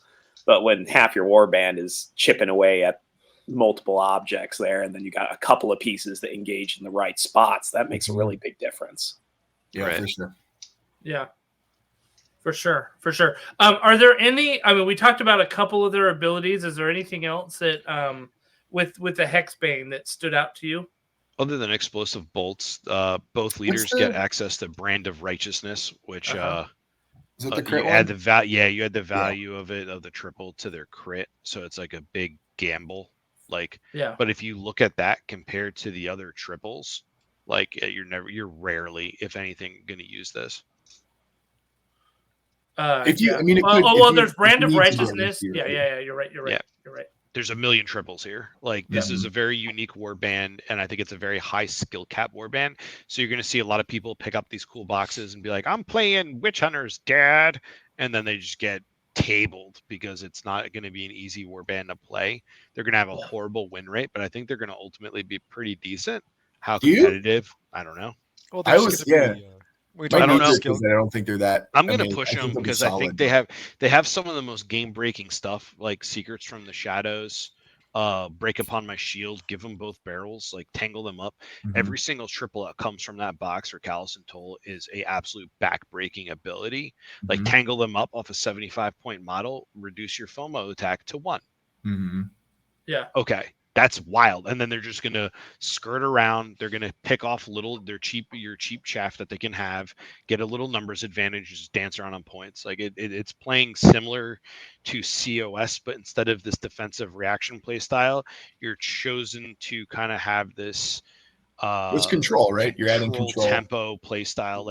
Give them both barrels is just a pseudo rampage on a triple of just Callus gets to make an extra attack, and it's the value of the ability times 2 for the distance. But it doesn't matter if you're within 3. You just shoot. Yeah. Okay. I think you hit on the head. I even look at the new FEC, which I know still needs to be judged, but a lot of people are like, "Well, I lost Chosen of the King. I lost all this damage." But I'm like, you gained all these control pieces, right? Yeah. A different way to attack the game. I mean, I just look at, for example, Secrets from the Shadows. And all I could say is, how many times have we all played where a single quad can win us the game? Right. I don't know, Peter. How many times have we played where a quad will win the game, Peter? First turn, man. That's how it starts. And so, this team just can go if they, on their triple, basically at any time. If they get priority, great. Even if they don't, it tells your opponent you have to use your quad turn 1, or it's gone, just straight up gone. That could really break a team in terms of what their strategy is, what they want to do. Because just imagine your opponent has got trip 6s, makes a quad 6. You see that. You spend your wild dice to get initiative and have a triple, and then just completely remove their triple, their wild dice, their plan, their tempo, just because that's my ability. It really does kind of change the pace of the game. Their opponents from the other end where their stats aren't groundbreaking, but these control pieces make up for it a ton. And I mean, talking about Callus and Toll specifically, and we'll get into the models here, they don't have any double abilities. No. No, I mean, that is tough. Yep. Except for but that is tough. That is really, really tough, because I mean, I lived on the Bone Splitter's double ability. I lived on the the Iron Jaw's double ability. You know what I mean? And when you have double abilities that you can just constantly churn out, that can help a lot. It's something to consider if you're building with them. And I was actually just thinking about this today. I haven't spent a ton of time since they come out really considering them, but they would have loved to have existed at the same time that the Cities of Sigmar old version existed, Tempest Eye, when they could have that reaction to get extra wild dice. Yeah. Is there anything in Order right now that can churn out, that can get you extra wild? Oh, actually, no, never mind. You could bless for 40 points if you wanted to do that. Just a blessing, and that's not going to be your best bet. The Soul Shepherd Sigmar's got the you don't. Yeah, but you can't. Those can never interact. You can't get them, and he can't come over. The one thing Right. I will point out though is like, each turn you can get a wild dice. You can always bump a double to a triple. And besides give them both barrels, every other triple doesn't care what the value is. Right. Which is Tangle them up. right, which is Secrets really, does. really big. Secrets and they will break do care about the value, because the value for secrets is roll a dice, add the value, the ability to the roll on a 7+. You discard. I said it's like less required though. Like besides like triple ones, you're gonna have a good time most of the time. So that For does help sure. the warband quite a bit. Right. And I mean, at the very least, you're just like, because you have so many triples, like, oh, okay, I'm just going to use the double for POC turn 1, or I'll use a double for a rush to get set up somewhere, and then I'm just going to bank, and then I have a chance of having 2 triples next turn. And then that's when you start playing, I'm going to, favor that. And it's yet again, it's like another high skill cap thing. I don't foresee a lot of people doing like every one of these models that you're looking at, minus the stupid Griffhound. Have really excellent triples. You start right at the bottom right there. Lissa Ravenna, the thief. She's 75 points with fly. She has 4 move, 3 toughness, 15 wounds for 75. I'll take that all day. 3-inch range. You're not really fighting with her. Her triple is just flat out reduce somebody's attack profile by 2. Like targeting like a big boy. Like you target a big boy like that, FOMO, an Achillean King, an Annie Prime, any of these, and all of a sudden you're hitting at 1 or 2 dice. Your killing output, which you spent all that money for, is just lowered insanely. Yeah. And yet again, fly on a 75-point model, dip her out, get her up somewhere else. Like she's good to go. It's really just a phenomenal deal. Robot Grandma, Mistress Varentia as a I'd say one thing for Alyssa, by the way, if you paint her white, you can pretend she's Nighthaunt, and the Nighthaunt are pretty good. So make it feel a little better, that flyer and mark. Nighthaunt are so like good. hack. If you were really into ghosts. Yeah. That's funny. Yeah, but the Mistress, to your point, like 100 points, 15 wounds, like 3 toughness, like not the toughest person on the block. Can't get that heal reaction, which is pretty big, right? Same with Alyssa, can't get the heal reaction. Kind of average in melee, 3-3-2-4. It's not bad. Kind of got a sweet ranged attack at 8 inches for 1-4-3-6. But she kind of continues to fit into the theme of like really strong controlling abilities and just kind of pot shots that you're going to keep your distance, try to shoot them down, weaken them from a range, and then bring in your big boys to finish it. So just it's a very unique piece, that 8-1-4-3-6, in my opinion. Man, I just feel like looking at her stuff too, I really feel like these guys would love Fight for Profit, coming to hang out. There's this dude named Company Captain for 90 points that seems like he'd have a great time with the rest of their triples. Yeah, I mean that's the other thing. I guess you are competing for those triples, but like just the utility that you get out of it, and like if you imagine like Fight for Profit again, the dream turn where you're getting 2 triples in the same turn, if you can pop that crit ability and you're getting Fight for Profit as well, the potential for spikes in that, or at least just getting one of those dice to be a crit with some of these it can get kind of nasty. The hard thing with Fight for Profit though is like you have a warband that's already so hungry for triples. Yeah. Right. Yeah. And now you're throwing in this. Yeah, it would fit really well. But you're sabotaging everything else you can do on the board. But most of this stuff is situational, though, right? Like if you're thinking about, you're really trying to pick and choose when you're picking these things. So I'm fine having a 90-point model that's got a decent defensive profile that can hang out and shoot if he's not doing anything else. And then if I do need it, I can pop the offensive stuff. If I need if I need to nerf a Titan, guess what? Got that coming at you too with the low 75-point gal too. So I think while it doesn't play the way that Fight for Profit normally does, where it's like spam it, click it every time. We're just tapping that button, waiting for the cooldown to let you pop it again.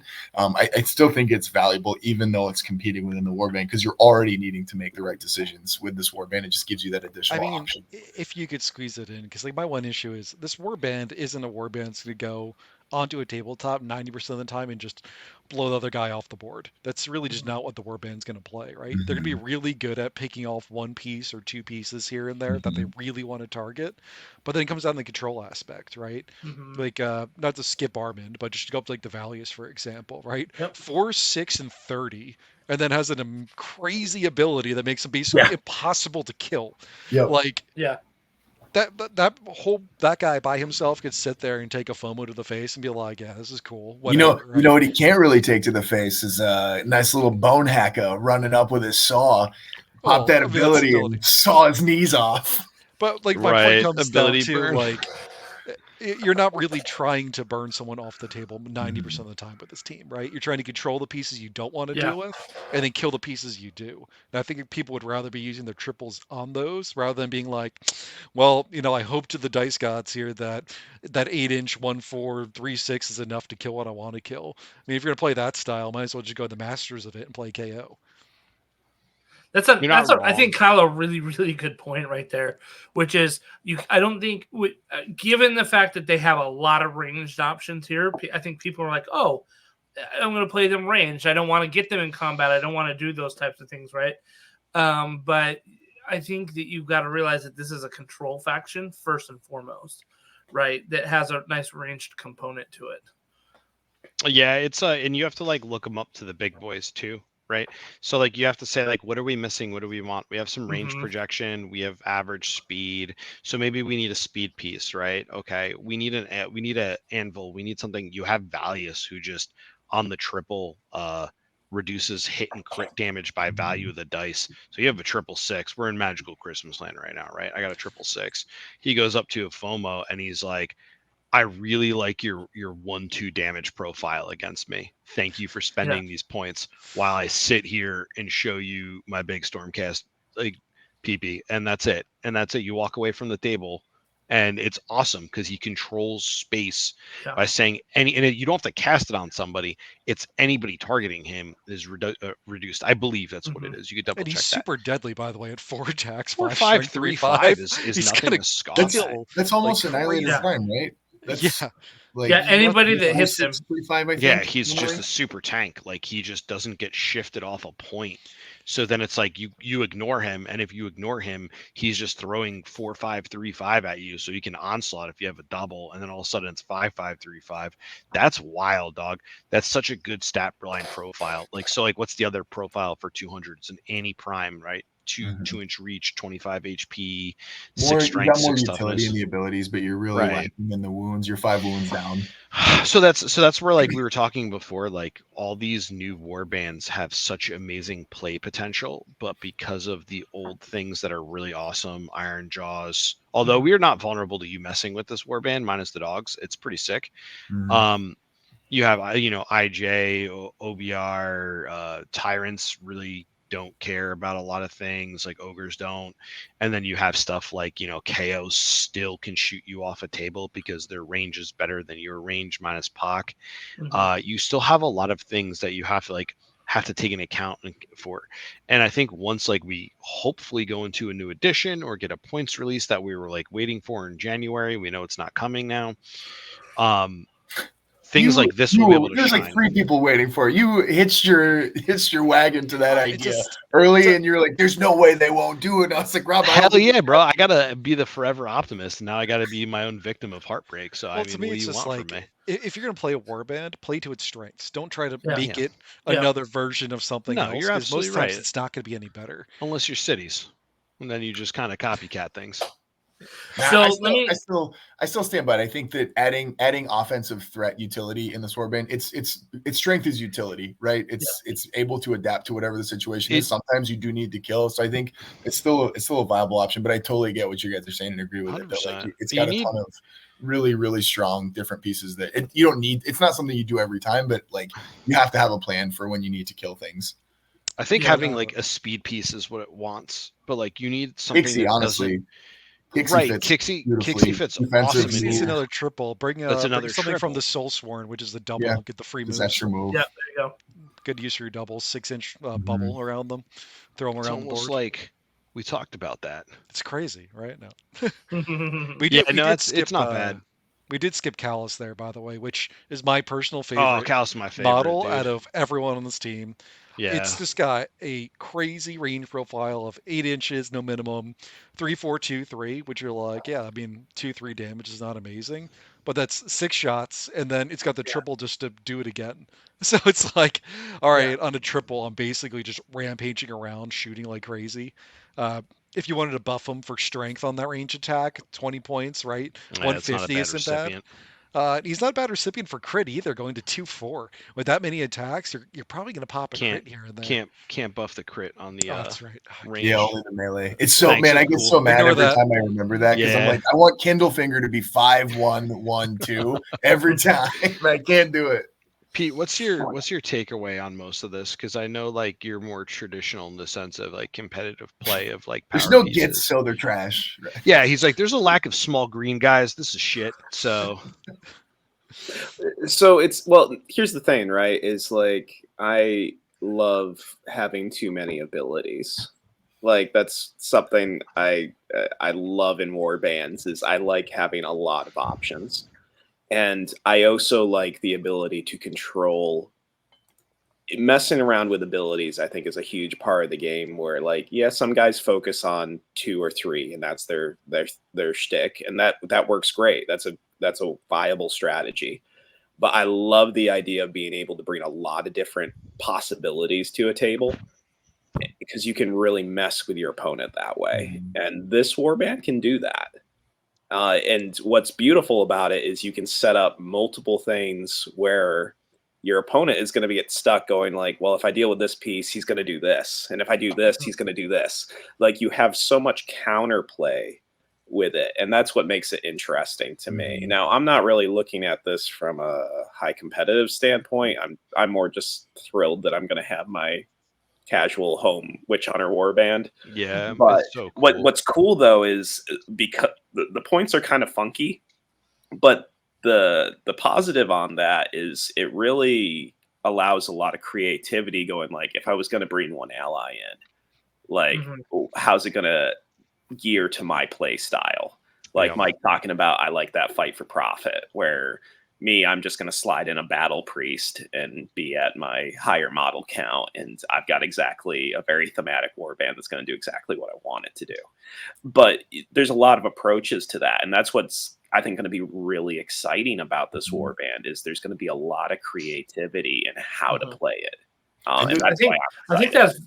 I think that's very accurate because you've got a very utility warband here, which means that you can bring in a defensive guy, a tank if you need to. You can bring in an offensive guy. You can bring in another utility piece that moves them around maybe a little bit better or something like that. I mean, you can bring these other things in and it almost always complements them because they're not necessarily solely offense or defense or, you know, like they're kind of a Swiss Army knife, which on its own doesn't hold up to a giant buck knife. Do you know what I mean? But if you bring in some other things, like all of a sudden, like it's doing things that it can't, you know, the buck knife can't do type of thing.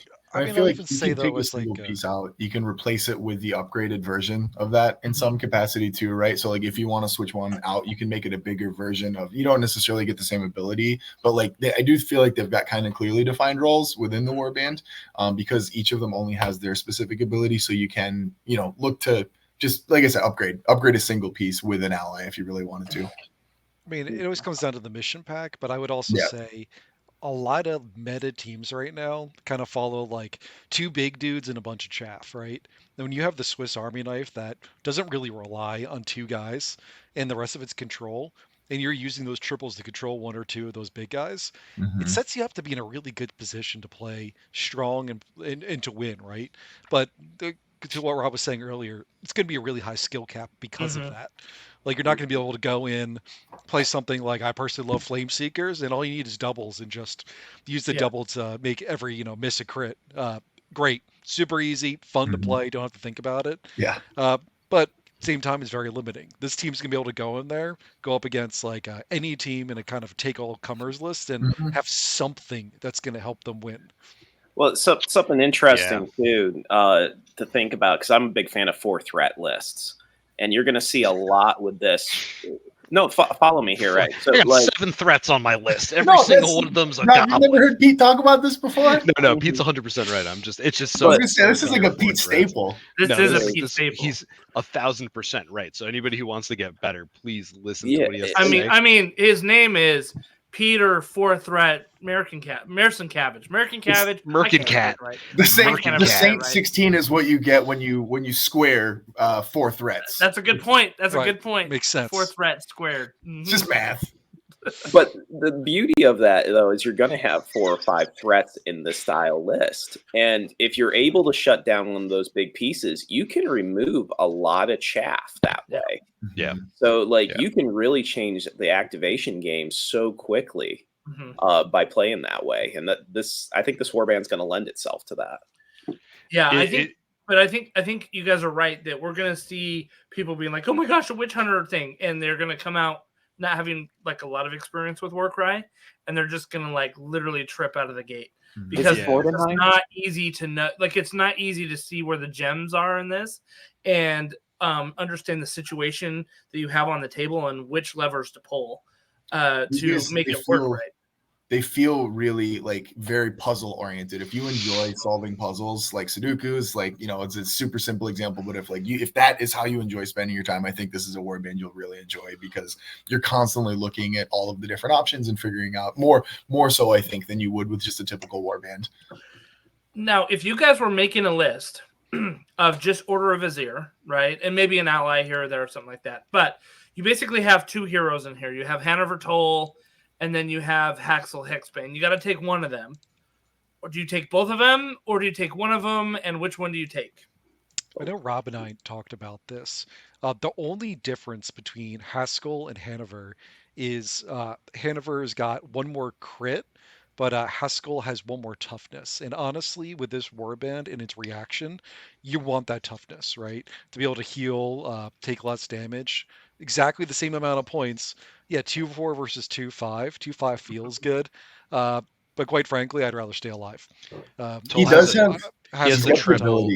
The triple is huge for that crit damage too, though, because it's the on melee only though. Fighter. It's melee only. Sure. Yeah, right. So that's a fair point. And if you're going to be in melee, you're going to be really missing that extra toughness for sure. So Haskell, 100%. I think Toll lends itself to maybe we ditch some of our dudes and I throw that triple out on some big allies that want to swing hard.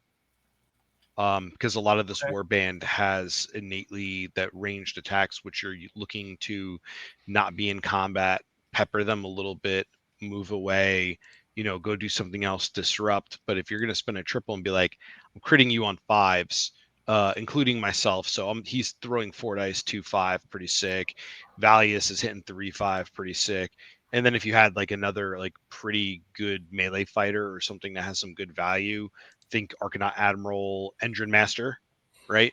All of a sudden you're blasting stuff at a higher rate, which is pretty cool. But I think I'm going to say 8 out of 10 times you're going to take Hexbane, you're going to take Haskell. I think I'd only do it 4 out of 5. I wouldn't go the full 8 out of 10. I would just 4 out of 5 times. How about 17 out of 20? Can we compromise there? Peter, you said 2. Both. You want to take both, Pete? I'm taking both. Yeah, absolutely. Really? Why would you take the hats? Is it the hats? Well, yes, because of the hats. That's fair. Again, we're talking about they're a great stat block for 125. So if I'm going to already be messing around in a mid-range game, I'm committing to it. So, and again, part of that is the thematic side of it is I want that Witch Hunter warband. So yes, I'm going to run both of them. But I think there's a lot of play in that. Again, 125 for what they're bringing to the table, I think is excellent. So I'm going to lean into it. Which is funny because normally I look at a 125 fighter and like 90% of the time I'm like, ugh, move on. Because like you look at those points and you're just like, yeah, the stat block isn't even worth it, But these are kind of the 20 wounds. I do feel like goes a long way though. You get 20 wounds for 125 points. I think is probably above average. You're probably usually looking closer to 15. Better bespoke leaders. That's what it is. My only downside to bringing both is that these warbands offer so many other really fun options that I feel like I'll be struggling for points if I bring both. That's my only qualm against it. It's like I want to bring both, by the way, too, Peter. Like I love them both. They're awesome models. I want to run both because, as you said, they're looking awesome. But when you're also spending, 220 for Valius, for 5 points more, you get Arm and Callus, right? And then, of course, Quiet Pock, which you're going to want to run because it's just an amazing range profile. Suddenly I'm struggling at that 125 point range to hit the 8-9 models that I want to be at with this warband. Because this warband is not going to want to sit at 7. Like, you're not going to have a good Right. time. I had to really think about it for a while because I settled on a 9 model warband with it. Yeah, I have 2 9 models, so you could go with both of them. You can have that list, which the readers or the viewers or listeners can't see it, but it would be both, and you'd have the battle priest with it, right? So that way you'd have still Valius, you'd have Quiet Pack, you have all them. Quiet Pack. Quiet Pack. Such a New Jersey way to say it. Over here. Oh man, dude. I'm hanging out with too many little kids. And then I have another one that's like 1,000 points with one of the leaders and the KO guy. What's their name? Shout out to Milk Thief Clint, a dude who is a dev on a game, Ember Knights, which is an awesome indie like Hades roguelite, awesome game. Definitely try it out. But he and I were spitting. We're shooting the poop, and we're like, what can we do with this? And we're like, oh man, let's just throw in the little 90-point model from KO, I believe, which is the company captain, and then it slots right in there, even 1,000 points. All of a sudden, you're getting, like the value, another triple to the arsenal. It's making Grandma better. It's making everybody on a point better. And then all of a sudden you have just like another, tool in the thing, and they're also not bad for 90 points of what value you're getting. So like now we're seeing like, Kyle posted another list too with Bridget Axwald, so I'm going to ignore it. And then, what's it called? There's like a lot of posts that is like it was Toll, the Stormcast, Pock, like kind of focusing more on like some of the stronger range profiles, and leaving 50 points for blessings at the end, because 50 points of blessing of this team can go like a really long way. If you want to stack those triples, cool. Grab the 40 points, get that extra wild dice. You want to throw crit on a whole bunch of people, you could do that. Yeah. Or 25, 30 points for an extra attack on somebody could even be, breaking, like the keeper, right? Having him go to 5-5-3-5 for 30 points and still have 20 points left over for strength on Pac. I mean, you can't go wrong with that. I mean, the same point value as taking both of those leaders too. You can bring Kixie Taka in right now. You're solidifying your slow movement. You're getting that triple buff for more utility and stuff like that. 2, 3, 3, 6, 6-inch, wizard bolt, classic old school bad wizard, not bad, but like the old, only 3 strength, 3, 6 classic. damage. Some would say. say. There we go. Yeah, the retro wizard bolt. So I think that's another just. Yeah, if you're thinking about taking both, what do you need? And that's what you're always building for, right? It's going to be pack dependent. It's going to be what the rest of the warband is doing. What are your holes? How are you shoring them up? Or are you overcommitting to a certain play style to overwhelm from that play style? And it's just such a yeah. You guys say you feel like it's limited. I feel like there's a ton of really cool options in here. I'm excited. I think there's a ceiling. I think there's a ceiling. I'd agree with that. You know what I mean? But the thing is there's the walls are wide. You know what I mean? Like you got a lot of options, and so it's an open floor plan. There's a lot of it's a ranch. It's a modern design. Right. It's an open floor plan, but not vaulted ceilings here. So I want to make a statement on it. The fact that it's an order warband that is not taking advantage of action economy like Calthea, like all these other things that we're accustomed to seeing, like free moves with the questers. Well, it's reverse essentially. It's taking advantage of pulling action economy away from your opponent functionally is what all those are doing. Right. You're gaining tempo by them losing it, like losing resources. And I think that's and in a fun way or an interesting way, right? I think we had to talk about it recently. Like Salty was in and a couple other people, but like nets feel bad whenever you get netted. It's just like most of the time you're getting netted early and that model's not fighting anything, and it just feels not fun. But what they're doing here is like, shut up, Kyle. You play Kyle. You are. But like, it's not a satisfying. I think for the person that's on the other side of it, it can be a real feel bad experience. But this control style that they've created, there's a lot more interactive, and it isn't just a switch that you turn on and off for a model. Potentially, there's still play against it. There's still something you can do with the models. However, you are pulling things away from them, which I like the development that they've gone with Flesh Eater Courts and with these guys to make it into control is becoming more interesting as a play style and not strictly. Well, you just don't get that. I really like to your point though. Like I would say there's only one ability on this list I can see people raging about, and that's gonna be Secrets from the Shadows. Yeah. The first time someone has their quad 6 ripped away from them, and they're just like, "Wow, all the cool abilities my warband can do. I'm just not allowed to use wild dice anymore." I guess. Like You're gonna play against. Yeah. I'm sorry, Kyle. No, that was it. It's just people are gonna feel bad about that because You're you're gonna like, play "Oh against yeah." a new player, right? Yeah. And you're gonna show up, and they're gonna be like, "Haha, I'm bringing my Askergan True Blades," and then you're like, "They're like, oh, I got this big juicy quad." And I then watched you're this great video about Equester Soulsworn. I'm gonna teleport first round. right. You're like, And then "Nope." all of a sudden you have initiative, and you're like, and that's gone, and they're just like. And then they're seeing the helicopters come over, and the Vietnam music's playing every time they're thinking about like, what if I make a quad? And that's like, how 40K players are made. Yeah, and that's how 40K players are made. And this is why somebody plays 14 Graveguard. Yeah, like I mean, the one downside, like her stat profile isn't amazing, right? For when you bring her, but man, if that ability goes off at the right time, it's gonna hurt some people in some serious ways. That's Bane versus Batman memorable. backbreaking. Think about how many times somebody rolls a 4 singles and a double, and they just bank it, and then you're like, guess what? You don't even get that double. You're just like, what? Like, you get nothing. You don't even get to play. So. I hope you like no abilities, because that's what this game is. You're just like it's kind of it's cry. Nothing. It's just pure stats, baby. We have 2 activations, and that's it. And I think it's like a really again, like, to reiterate on every one of you guys, the design space is phenomenal.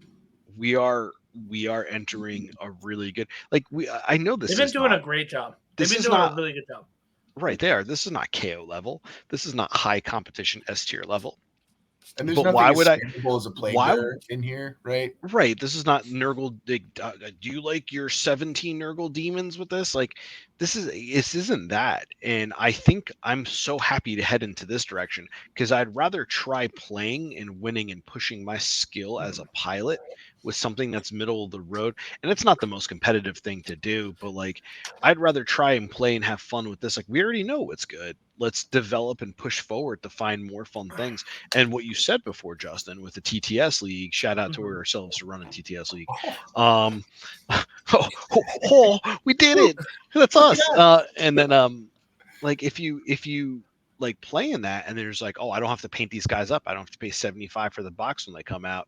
Our wonderful mods who do this slave work, do this volunteer work for free, toss them some money. And then we get to try it out at the comfort of our own home, and then you get to start pushing this and seeing this and developing that. And I think that's like the cool part about it. Well, so go ahead, Kyle. Go ahead. Warcry gets like criticism sometimes from being like too simple of a game sometimes, like especially from like some kill team players talk to like, oh, it's not as like precise, it's not as tactical, right? And that's because we didn't have a huge abundance of high skill cap teams, right? We had a bunch of teams that's just like, yeah, I'm gonna go smork, go to the face, and that's it. We're gonna just smash each other apart, right? Right. But like having high skill cap teams now, you can challenge someone in the sense of like, oh, you don't think this is a tough game? Bring this warband while they have a smork team and show like how tactical this game can actually become. Right. And it just kind of invites the new crowd to come play Warcry in a much different environment. So what I think is interesting about the design elements that are coming out right now is, to me, it's showing actually what the next edition of Warcry is going to look like. Yeah. So this is what happens.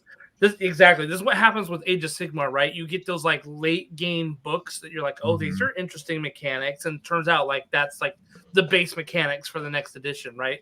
So we're starting to see like these types of things pop up, which tells me that like we're going to probably get away from things like Graveguard that are just like stupidly pointed and stuff like that. We're gonna get away from things like KO that are just like only gunline and can like totally do something. Like, they're going to probably give them the Flesh Eater Courts treatment, which is like, we're gonna take some of your stuff away, but we're gonna give you some more interesting stuff. You know what I mean? So it's like a sideways shift, but in a good way, to where it's like, okay, now this warband is interesting. It's not just like a one-trick pony and it's like if you don't play it that way, then you're never going to do good with that faction. And so I hope, so again, fingers crossed. I saw you guys doing it. That was to get rid of Graveguard specifically. Yeah, I know. Totally. Okay, just to be clear.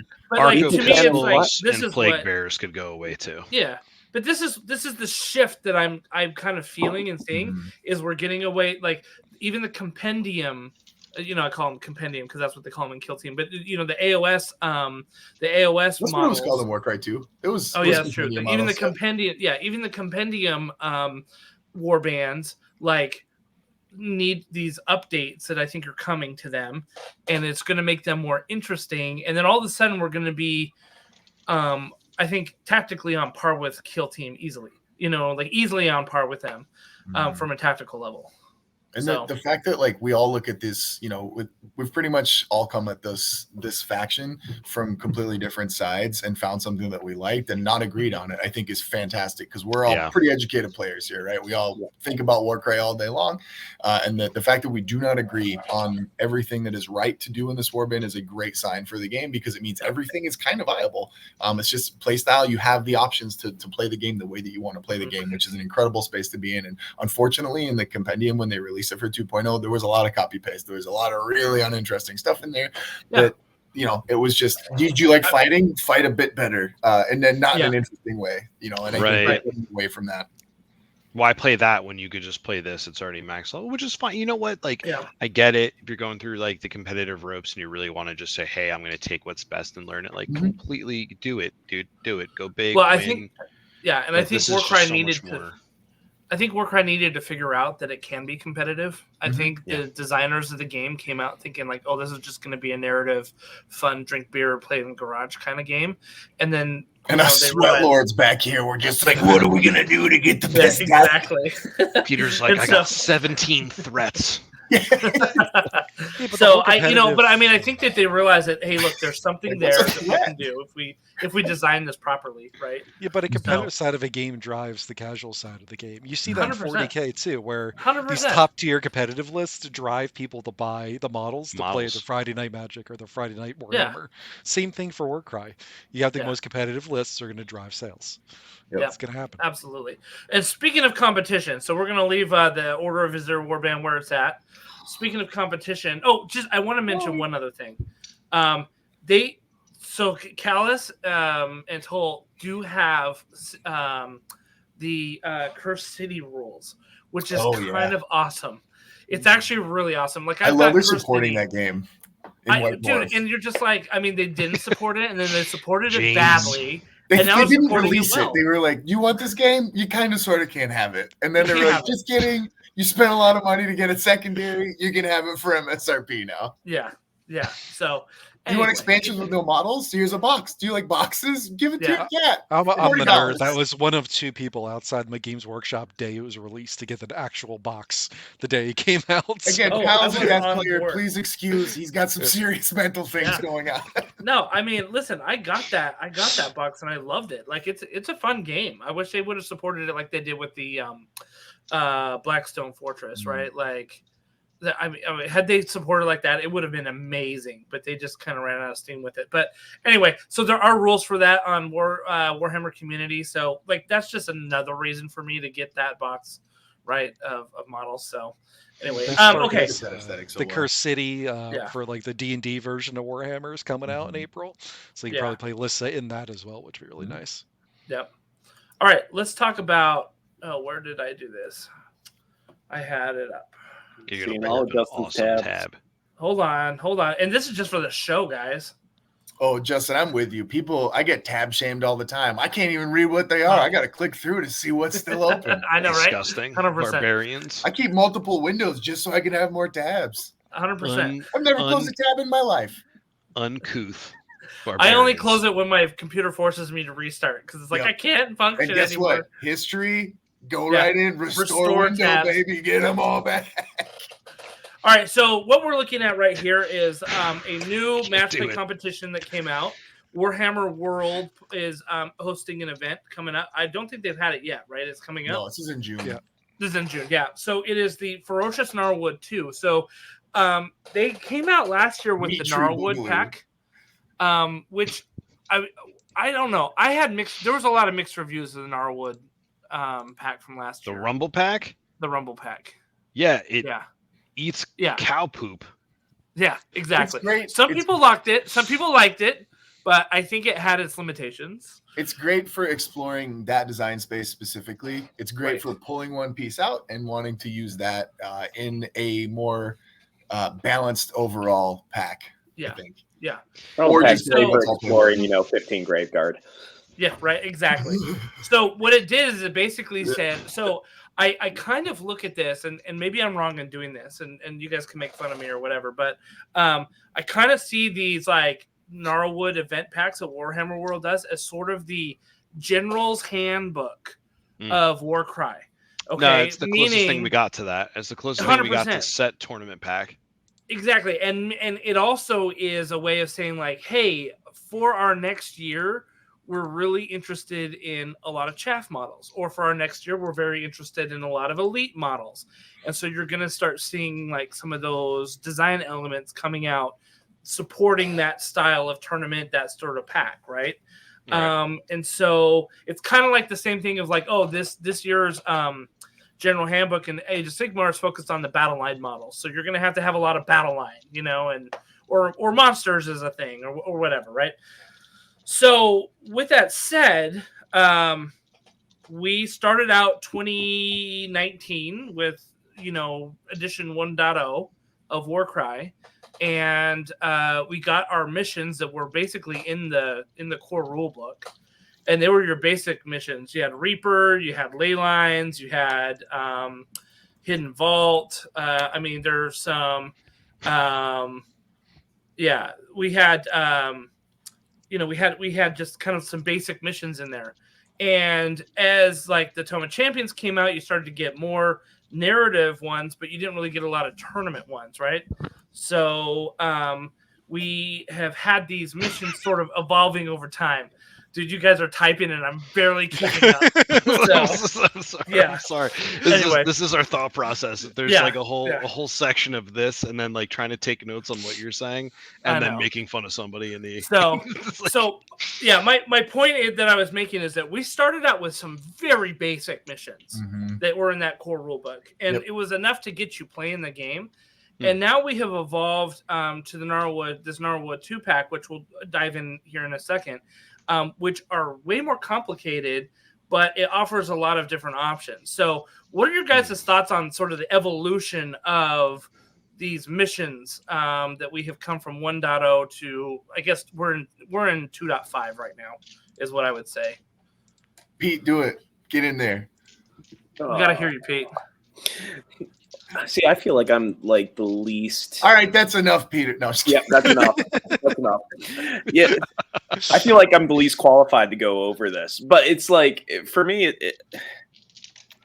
I always say like I love different tournaments because you're going to get different experiences at each one, and I like the fact that they have really been putting some thought into how they're approaching the game through the mission packs, because I think they're finally getting that's what we constantly preach, right? Is build to the mission pack. I mean, that's why I think Adepticon is like a real like shot in the dark right now, is because nobody knows really the mission pack. Yeah, So 1 of 30 or 4 of 30 missions total. 4 out of 30 missions we'll play. Get in there. Yeah. But it's like have fun. But it's cool, right? Because it's very clear that they're trying. And I think succeeding. I mean, if Rumble Pack is our base, right? I think they're succeeding in the more recent packs. Like you're still getting some kind of funky ones going in there, but there's been some really solid missions that have come out on some very fun ones for sure. Which I'm sure like Rob, who plays so much TTS, could definitely shoot through some of those as well. But like. For me, it's just more of the excitement that, like, yes, they're involved, they're looking at things, and we're kind of getting a progression from it. I think that's the biggest point, right? Is like somebody's paying attention somewhere, and Mhm. somebody's learning from their mistakes somewhere. Because Mhm. where Rumble Pack was really good in a vacuum, had loose secondaries, it was ultimately up to a TO or the fate of being a horrible random pairing of something. And last ACO, Atlantic City Open for Frontline, was a 2-day Rumble Pack event, and we got to explore the whole Rumble Pack. And like what Peter mentioned before, like it just favored high numbers, or if you had a Mhm. way to cheat out, like you mess in. So what this really, and to what you said, excuse me, to what you said before, it is complicated. So there is a little bit more convolution. I don't think it is as new player friendly as the other setup. Here's your points, go. But I do think from a competitive standpoint, this is something that's much more feasible. Dan at the Salty Sea said he's been testing these a lot out in person, and he said it has one of the best missions he's ever played, one of the worst missions he's ever played, and then the rest are just pretty decent, good missions that are fill in. So it's up to the TO to be like, hey, we have 4 or 5 rounds. We already know this one is bad. Just toss it away. They have secondaries baked in. They have twists baked in. They Mhm. have comeback mechanics. They promote a healthy blend of objective versus kill. And I think that, again, to what you and Peter are both saying, somebody's listening. We're evolving the game and we're progressing forward with it. They are so involved to go through. Like they're overly, we're starting to do the hold 1, hold 2, hold more, or kill Those are in 1, all of kill them, 2. right? That hold 1, hold No. 2, hold more than your It's not- opponent is in That every. is in this. that's in the White Dwarf one. Okay, And they then didn't have it in all these. Yeah. They're in a lot of these ones too. It's definitely Yeah. in a good chunk you of them. control I've any seen objective. Yeah. You control 2 Like- more. You control more. That's the Right. Hold 1, 1, hold 2 2. Hold more. Yeah, 1, like I 2 have more. I have 4 like major things Four. when I look through this. So, one, just talking about the hold 2, hold more. I hate that mechanic. The fact that if I hold Oh, 2 really? and more, Woo. because like this is what happens like when it comes down to any objective mission, right? Anyone with less models tends to not do as well, right? Mhm. So it's very difficult to come back from the fact that not only my opponent holds 2, which is probably more than I'm holding, but holding more also just gets more. So you're promoting kind of a win more attitude. If they just dropped the hold more, this mission would be a lot more balanced, right? Hold 1, hold 2, cool, because then it's a little bit more fair to those low model war bands. My biggest So criticism. I'm gonna counter that real quick. I love the hold 1, hold 2, hold more. I'm a huge fan of it. But you have to have the right amount of objectives. If you've got 8 objectives on the board and you're playing like an elite war band versus the skeletons, you're gonna get wrecked in that game, right? And so This but is if where I'm you going to have disagree again, though, because what will happen is you have less objectives, right? I could just send my extra bodies to contest your objective. Then I usually hold 1, possibly 2, and more. So no matter what, like you're punishing the team just for having less bodies, because sure, less objectives, but now I can contest them and to continue to get that early win more lead, which just to me is not a feel good thing for most people to be like, I'm just going to be on the back foot starting off this game just because I have less models and there's nothing I can do about it. So look at this setup right here. I think this is a perfect example of a good hold 1, hold 2, hold more. Because I would agree with that, Justin. I agree with Yeah. Kyle, but I also agree, Justin. I think this is a good example of how to apply it. Yeah, because on all the horses. you're first off, you have to get to these objectives, right? And so you're forced to make decisions with your warbands of where you want to go, what you want to do. You can commit, you can, and secure thing and then move out after that if you need to. I think if you have them clumped up, it's really bad for hold 1, hold 2, hold more, right? I think they need to be spread out. I think that you need to have the deployments in the right spots to have it be a good mission. But I think with 4, for example, even with an elite warband, you can lock down 2 objectives in the first round. To me, you're going to get stuck with 1 here because that top left one, blue is going to take. Say they're the one with 2 deployments of 4. The other person has a deployment of, say, 3 and 2. We'll say it's an extreme example. Sure, they're going to hold the one between them, but I only need 1 person on the top left, and I'm going to have 7 other models to get to the other 2 objectives. So I'm going to most likely grab one of those from you, have 1, have 2, have more, and you're going to have a start of the game of 3-1, and there's, as I said, not much you can play around that. It's very difficult to do a ton of damage on an early round to stop people. So that's my one issue with like these kind of war bands. It doesn't like someone said to me once like this game is designed to be able to play 3 models and play 15. There needs to be some sort of better balance between that when it comes down to I think that was objective me. missions. That sounds like something I say, actually.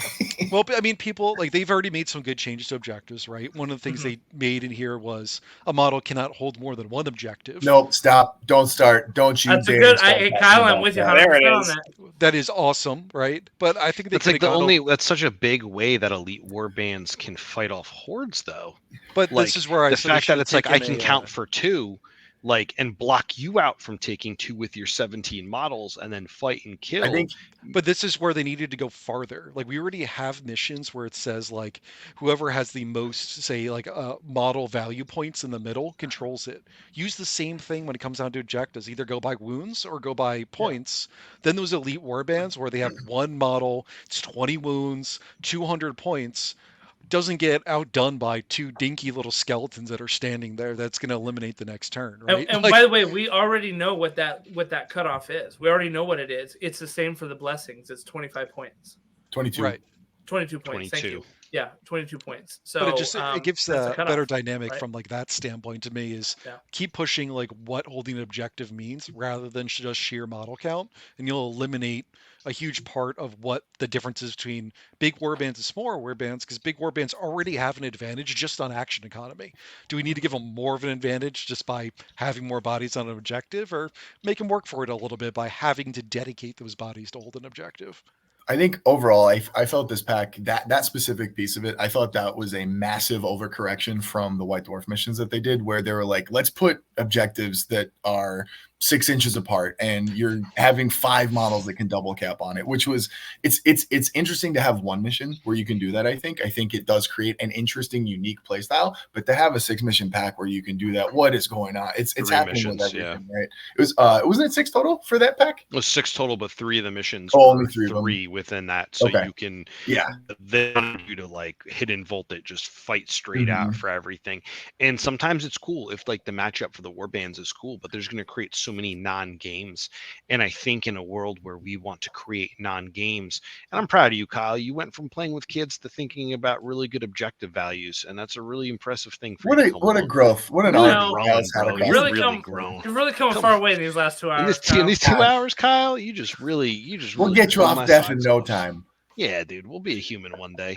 But listen, I do think Kyle's 100% correct on that. But I also do think like we should be able to double cap. But like if you're going to double cap, I think having bigger base things like 40 millimeter bases should be able to double cap, not a skeleton, right? Skeletons don't have the staying power. But I that made comes, I made the analogy, right? Like where it comes But I with think like that's wound that's based size on and objective quantity. placement. Like Yeah. for me, it should be based on objective That's placement. an If easy I'm gonna- fix. Was like where you're going to put the objectives, right? Exactly. Right. Yep. So- So I don't mind double capping as a concept. I don't care Sure. about, right? I think it's Right. fine. Let people do it, but do not allow it to be happening with anything that's on a base size that is smaller than 40 mils, just based on where the objective size is. I mean, you still have issues with oblong bases like a direwolf, then, which is That's fine, though. lengthwise. But if you're a makes for mastermind and you interesting- thought if I you think that thought makes about for the interesting direwolf, warband you design. deserve it. I do have Yeah. to say though, the only thing I 100%. really absolutely hate about this pack is tournament quests, because I just always forget them. Oh, every yeah, single tournament time I Oh, play. quests- tournament They quests. need to are go away. Absolutely. I They just need to don't go know why away. it's still in there. Is it major and- minor still in this, or is it 531? Yeah, It's still that's just major.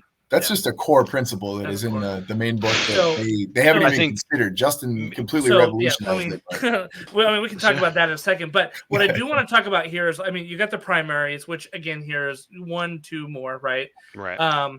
But you've got what's interesting is you've got secondaries in here and twists that I think Comeback contribute mechanics. comeback mechanics, which significantly alters the competitive nature of these games, because there were games that even at the Nova Open that we had, which I had some comeback mechanics in there, which if you, for example, if you got the first kill, or if you killed the leader, you got a victory point, which kind of helped you with your victory points at the end score, right?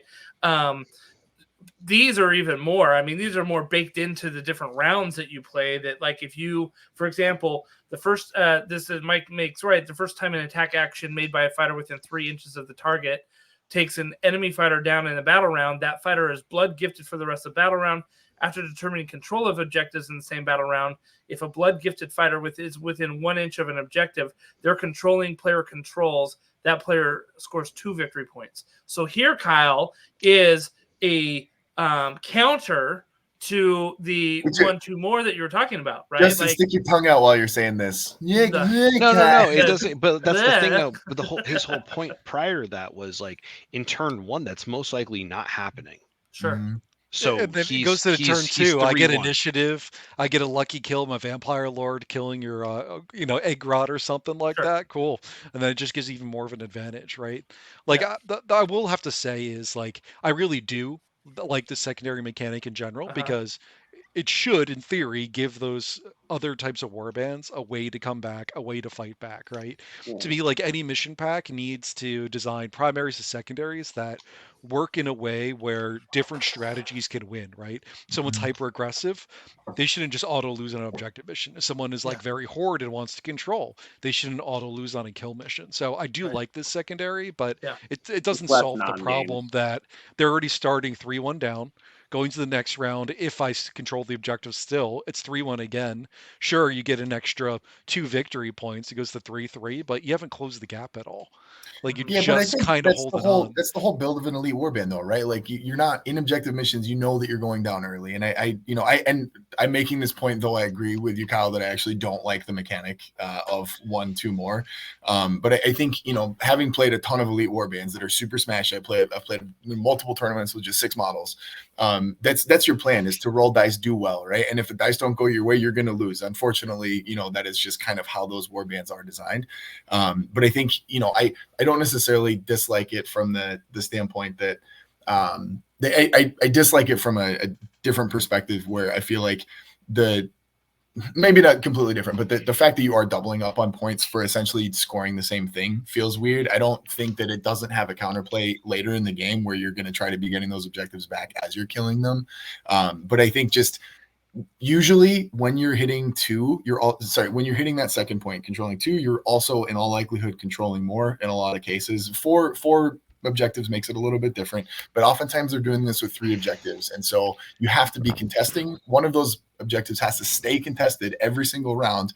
Otherwise you can get this huge runaway mechanic. They have introduced some stuff here that does play catch up, but for me, that's kind of a band-aid from a bad design philosophy in the beginning. Why do we need a band-aid when we've kind of, I don't necessarily feel that catch-up mechanics are a good thing for the game, because if I'm winning, why are you just getting stuff for me being better than you, right? 1-2 more with 3 is not good. That's why I have issues with 3 objectives. Like even looking at the secondary, not only do you have to kill somebody at the end of that turn, you need to be within 1 inch of an objective you control. So you have to kill the model and control the objective and end your turn in one spot. That is a lot to happen and guaranteed to have happened all in the same turn. So never mind that your opponent can get it who's already ahead. You need to meet this super specific criteria versus something just like, kill a model within 3 inches of a contested objective. Okay, now he has to risk, if I want to hold this objective, I'm going to give him a point every time he kills one of my skeletons or something like that. But it's even more than objective missions when I talk about like trying to balance out a secondary. For example, like even treasure missions, right? Where you essentially could just start conga lining treasures away if you have like 18 bodies, whereas the person has 6 and can't even disengage from your 20-point skeleton, right? So like what secondary can you give them to make up for that, right? Now I've seen some really cool ones, right? Like the person like holding the treasure gets like double strength. Then he just starts, that elite model starts smashing so much harder than it was before, right? Or if you drop a treasure, you lose points, right? Now people are unsure when I should pick it up because I can't pick it up and run away because your elite model is going to kill me. So like that's my issue when it comes down to a lot of these missions, is it still rewards warbands that have more models. And don't even get me started on major minor, because I do agree with that too, Kyle. I do think this pack does still lean into hordes. I think you're going to be benefited by bringing more models than fewer. Because we're running out of time, I know that we're going pretty hard. Which, don't get me wrong, this has been an amazing 2 hours of my life. They added twists that add really crazy mechanics that are meant to be designed with competitive in play, which I think is very fascinating. If a TO says, let's pull the trigger and do it, right? Like you're looking at brutal encounter for this one. After the initiative phase, each battle round, if one player has fewer points, that player picks an enemy fighter, they make 1 fewer actions. That is insane. The one you saw from the objective one up top, if you scroll back up to Mystic Glade, Mystic Pizza, great movie. Pulsing Power before the initiative phase, one person who has fewer victory points, they gain a number of wild dice equal to the difference, and then you discard those at the end of the phase. That's Order of Azyr, baby. Order of Azyr. I'm getting all my triples this turn, and that's a huge momentum swing to say you want to take up. Well, guess what? Next turn, I'm coming in with 2 triples, or a triple, a double, and a quad, or something crazy, right? Like, and then I'm still taking initiative. You want to give me 2 extra wild dice, so I get 3 next turn? Cool. And I think that's a really cool comeback mechanic, because the secondary on this saying, like, I have to control this and be within an inch of the center. Is that, if I'm reading that correctly? Yeah. Like, and then I have to kill you. So basically it's like, all right, he's got his 1. I'm going to leave his 1 and not go on there, because I don't want to give him extra VP to catch up.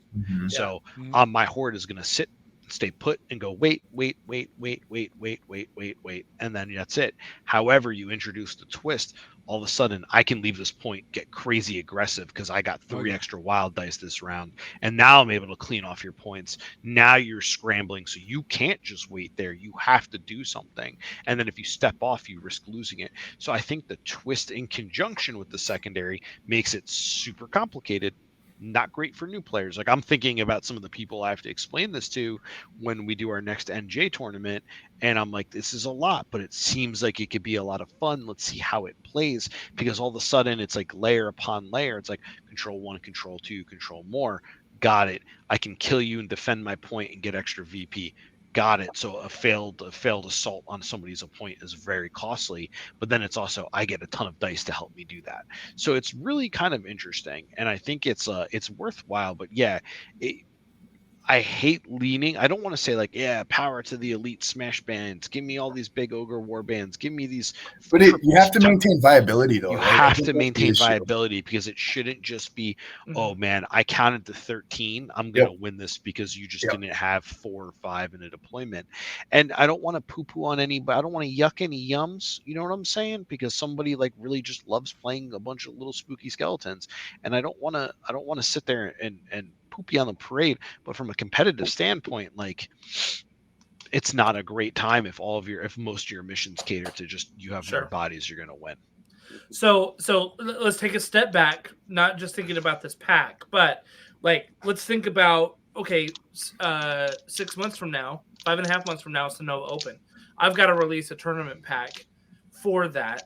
What kind of design should I be bringing to that? Do we look at how, I mean, we should be looking at how objectives are scored, right? I mean, it's basically how objectives are scored. Like, how do you win the scenario? Because it's not just objectives, it's the kill, it's the treasure. It's like, oh, you know, like, we have to look at like the mechanics surrounding that. But do we add the secondaries in there? Do we put twists in there? Like, are those good things for these missions? These secondaries are baked into it. So no matter, it's not like the Rumble pack where you have the option of secondaries. 100%. Secondaries are baked here. But if you're running this pack, why not use a twist in it? Why not give it a little bit more viability to everything, and then just let chaos spiral under the sun? And I think, so the secondary is what we found, right? So I've been doing like mission design and stuff like that on the side, come up with some of my own ones. And so thought a ton about this kind of stuff. The complexity curve that we're kind of seeing with these missions is unfortunately somewhat necessary for finding a balance, or for maintaining viability for more warbands. Might makes right, where you're one of the best missions. It was Dan pulled it into his title pack, where you place 5 objectives on the board, and then any kill you're contesting on the same objective as the thing you kill, you get a point, and then you get also score objective points. So that I played a 3 model list with a Chimera and a Myrmidon and a Slaughter Priest versus was a 13 model Soulblight Gravelords Warband. It was one of the best games I've ever played, because we could both play our own play style and it was viable, right? And I think, that unfortunately adding complexity, like that's a really, that is the most elegant example I think that exists of having a mission that can cater to everybody. But I think finding the way to do that, you have to have these more complex ideas, because as you said, Justin, core book, here's a really simple solution, or here's a really clear puzzle to solve. You can see through it once you've got a little bit of experience to know how to get it solved. So I think if you're thinking about adding these twists, what these do, these catch up, let's kind of functionally call them what they are in this pack. Catch up mechanics. Catch up mechanics. I think Cats up. They're catch-up mechanics. Catch-up mechanics. But they create an interesting, I think the knee-jerk a lot of the time is to go like, oh, okay, well, it's just letting my opponent catch up. You can choose to kind of tank turn 1 and get the benefit of the catch-up mechanic if you think that that's more advantageous to your playstyle, which I think is an interesting choice. I don't personally love the idea that you just get stuff because I outplayed you or had slightly better dice rolls. You know, the dice roll averaging is kind of nice, but I don't love it from that side. But I do love that it's not just so simple that it's just, well, it's always just going to go to the player that's losing. No, I could strategically, take a step back and start losing the first round so that I get this in a later round, which I think is a compelling play style and interesting addition to the game. Well, and I'll tell you this, that for me, I am interested in implementing the sliding point scale again. Yeah, right. It's so good. It's so good. I really don't like the major minor wins because horrible. It's just terrible, right? But I really like the sliding point scale because I think you do get very much rewarded if you play an excellent game. And a tight game feels like even the loser gets something out of it, right? So these have to be designed with those victory points in mind. You almost need a mission where you can score victory points high and low for that differential. You know what I mean? And so, but you want to design it as well so that, like, more often than not, your differential is like this. So you got really tight games across the board, right? It's very rare that you get a 20-0 game. Very rare that happens, right? That staff bot should be losing 20-0, but everybody else should be within like 15-5. Like that kind of thing, right? So but not exactly. It has to be different than 15-5 because they use 2 major minor. But no, just kidding. Well, yeah. I mean that range, right? Like is what I'm saying. It's like there should be a bell curve, basically. But yeah, but bell curve's what you want for sure when you're in your results. Yeah. Well, that's why I always like missions where the primary and secondary almost feel like they're complete opposites. Absolutely. Because then it's like, yeah, the primary, if you crush it, you're probably going to win regardless, but secondary at least keeps people in the game. So like primary objective, secondary kill, it's going to be a good time because, the person who can't hold objectives is still going to stay in the game with some killing. Sure, like you might have to get some lucky dice to really crank the win, but the person, to your point, is like you want a more scaled game, could play a more defensive game, could bounce around the field a little bit more, deny them that secondary and show that player skill to say, yeah, I can control points and to deny them from killing me at the same time to show that difference. Whereas most games, yeah, they're going to be tight. You're going to be brawling on the points. But some people, like, I don't know, maybe they're playing a Skaven reaction control list. It's going to just keep running around the opponent, controlling everything and be like, yeah, he just outmaneuvered me. Nothing I can do about it, right? Yeah. So that's my just general philosophy when I look at missions. I think that's interesting because what you could have is you could have a primary and then a secondary, right, that are opposites, but then your twist could play that catch-up mechanic a little bit too. Yeah. And then if you could pull the levers on all 3 of those for 4 or 5 different missions, then all of a sudden you've got a pretty good, pull the levers. Oh, pulling all the levers. Justin, I'm just remembering. There's some weird levers, Justin. Which episode it was, but there was you were talking with Dan about it. Maybe the one that I was on even, but I remember just you saying that you did not like having Reaper. If you're gonna have like a secondary, you didn't want to have something like higher ground on it, kind of mixed. And I fully disagreed. As soon as I heard it, I was like, I hate that so much. No, they're a perfect synergy for each other because you're trying to make yourself do different things, and there's counterplay within that kind of thing for it. And I do think they actually complement each other really well. Reaper is a phenomenal second layer, added as a secondary to any objective or any movement-based mission. Yeah, I love any type of. I know we're running out here, but like any type of like opposing secondary, like, hey, if I kill you on a point, I get a point. It lets me claw back in. It's good to Justin's sliding scale, though. It's going to keep games closer, so you're going to get less of those big differentials. So it's going to be tougher to get separation from the pack, which is like cool. But it's also like you have to think about like what type of game we want out of that, especially something like that's designed here to keep games close. It seems like play the secondary, play the twist. We want games to be as close as possible, so you have a really good player experience. Is going to not be great with like the intent of like that setup in mind, in my opinion, because you're going to keep too close. There's going to be someone that just gets lucky and blasts completely away, and then you get a matchup that can really skew those. Or results. you get a matchup that makes that even more of a non-game, and then all of a sudden it's like, well, this kind of sucks. And like, granted, it's a tournament. There's always a level of like variability you can't control, and there's like But that's different. that's a feature, not a bug, though, right? That's Right, a result of list building being a part of the game and a result of dice being a part of the game. You can't avoid that. It's inherently, intentionally part of Warcry, and so you just kind of, if you get, it sucks being on the losing side of those, but you just kind of go, I picked the wrong team. I got unlucky with a bad matchup, which every warbin has a bad matchup on a bad mission, and then I just had bad dice. So be it. You know, you just got to smile and go on to your next game. More than anything, to me, it's like you should look at a mission pack and not think about exactly how many models I should bring, and think more about what my composition should be for the missions overall. Yeah, not Like how that- many. What is this? Yeah. Good point. Absolutely.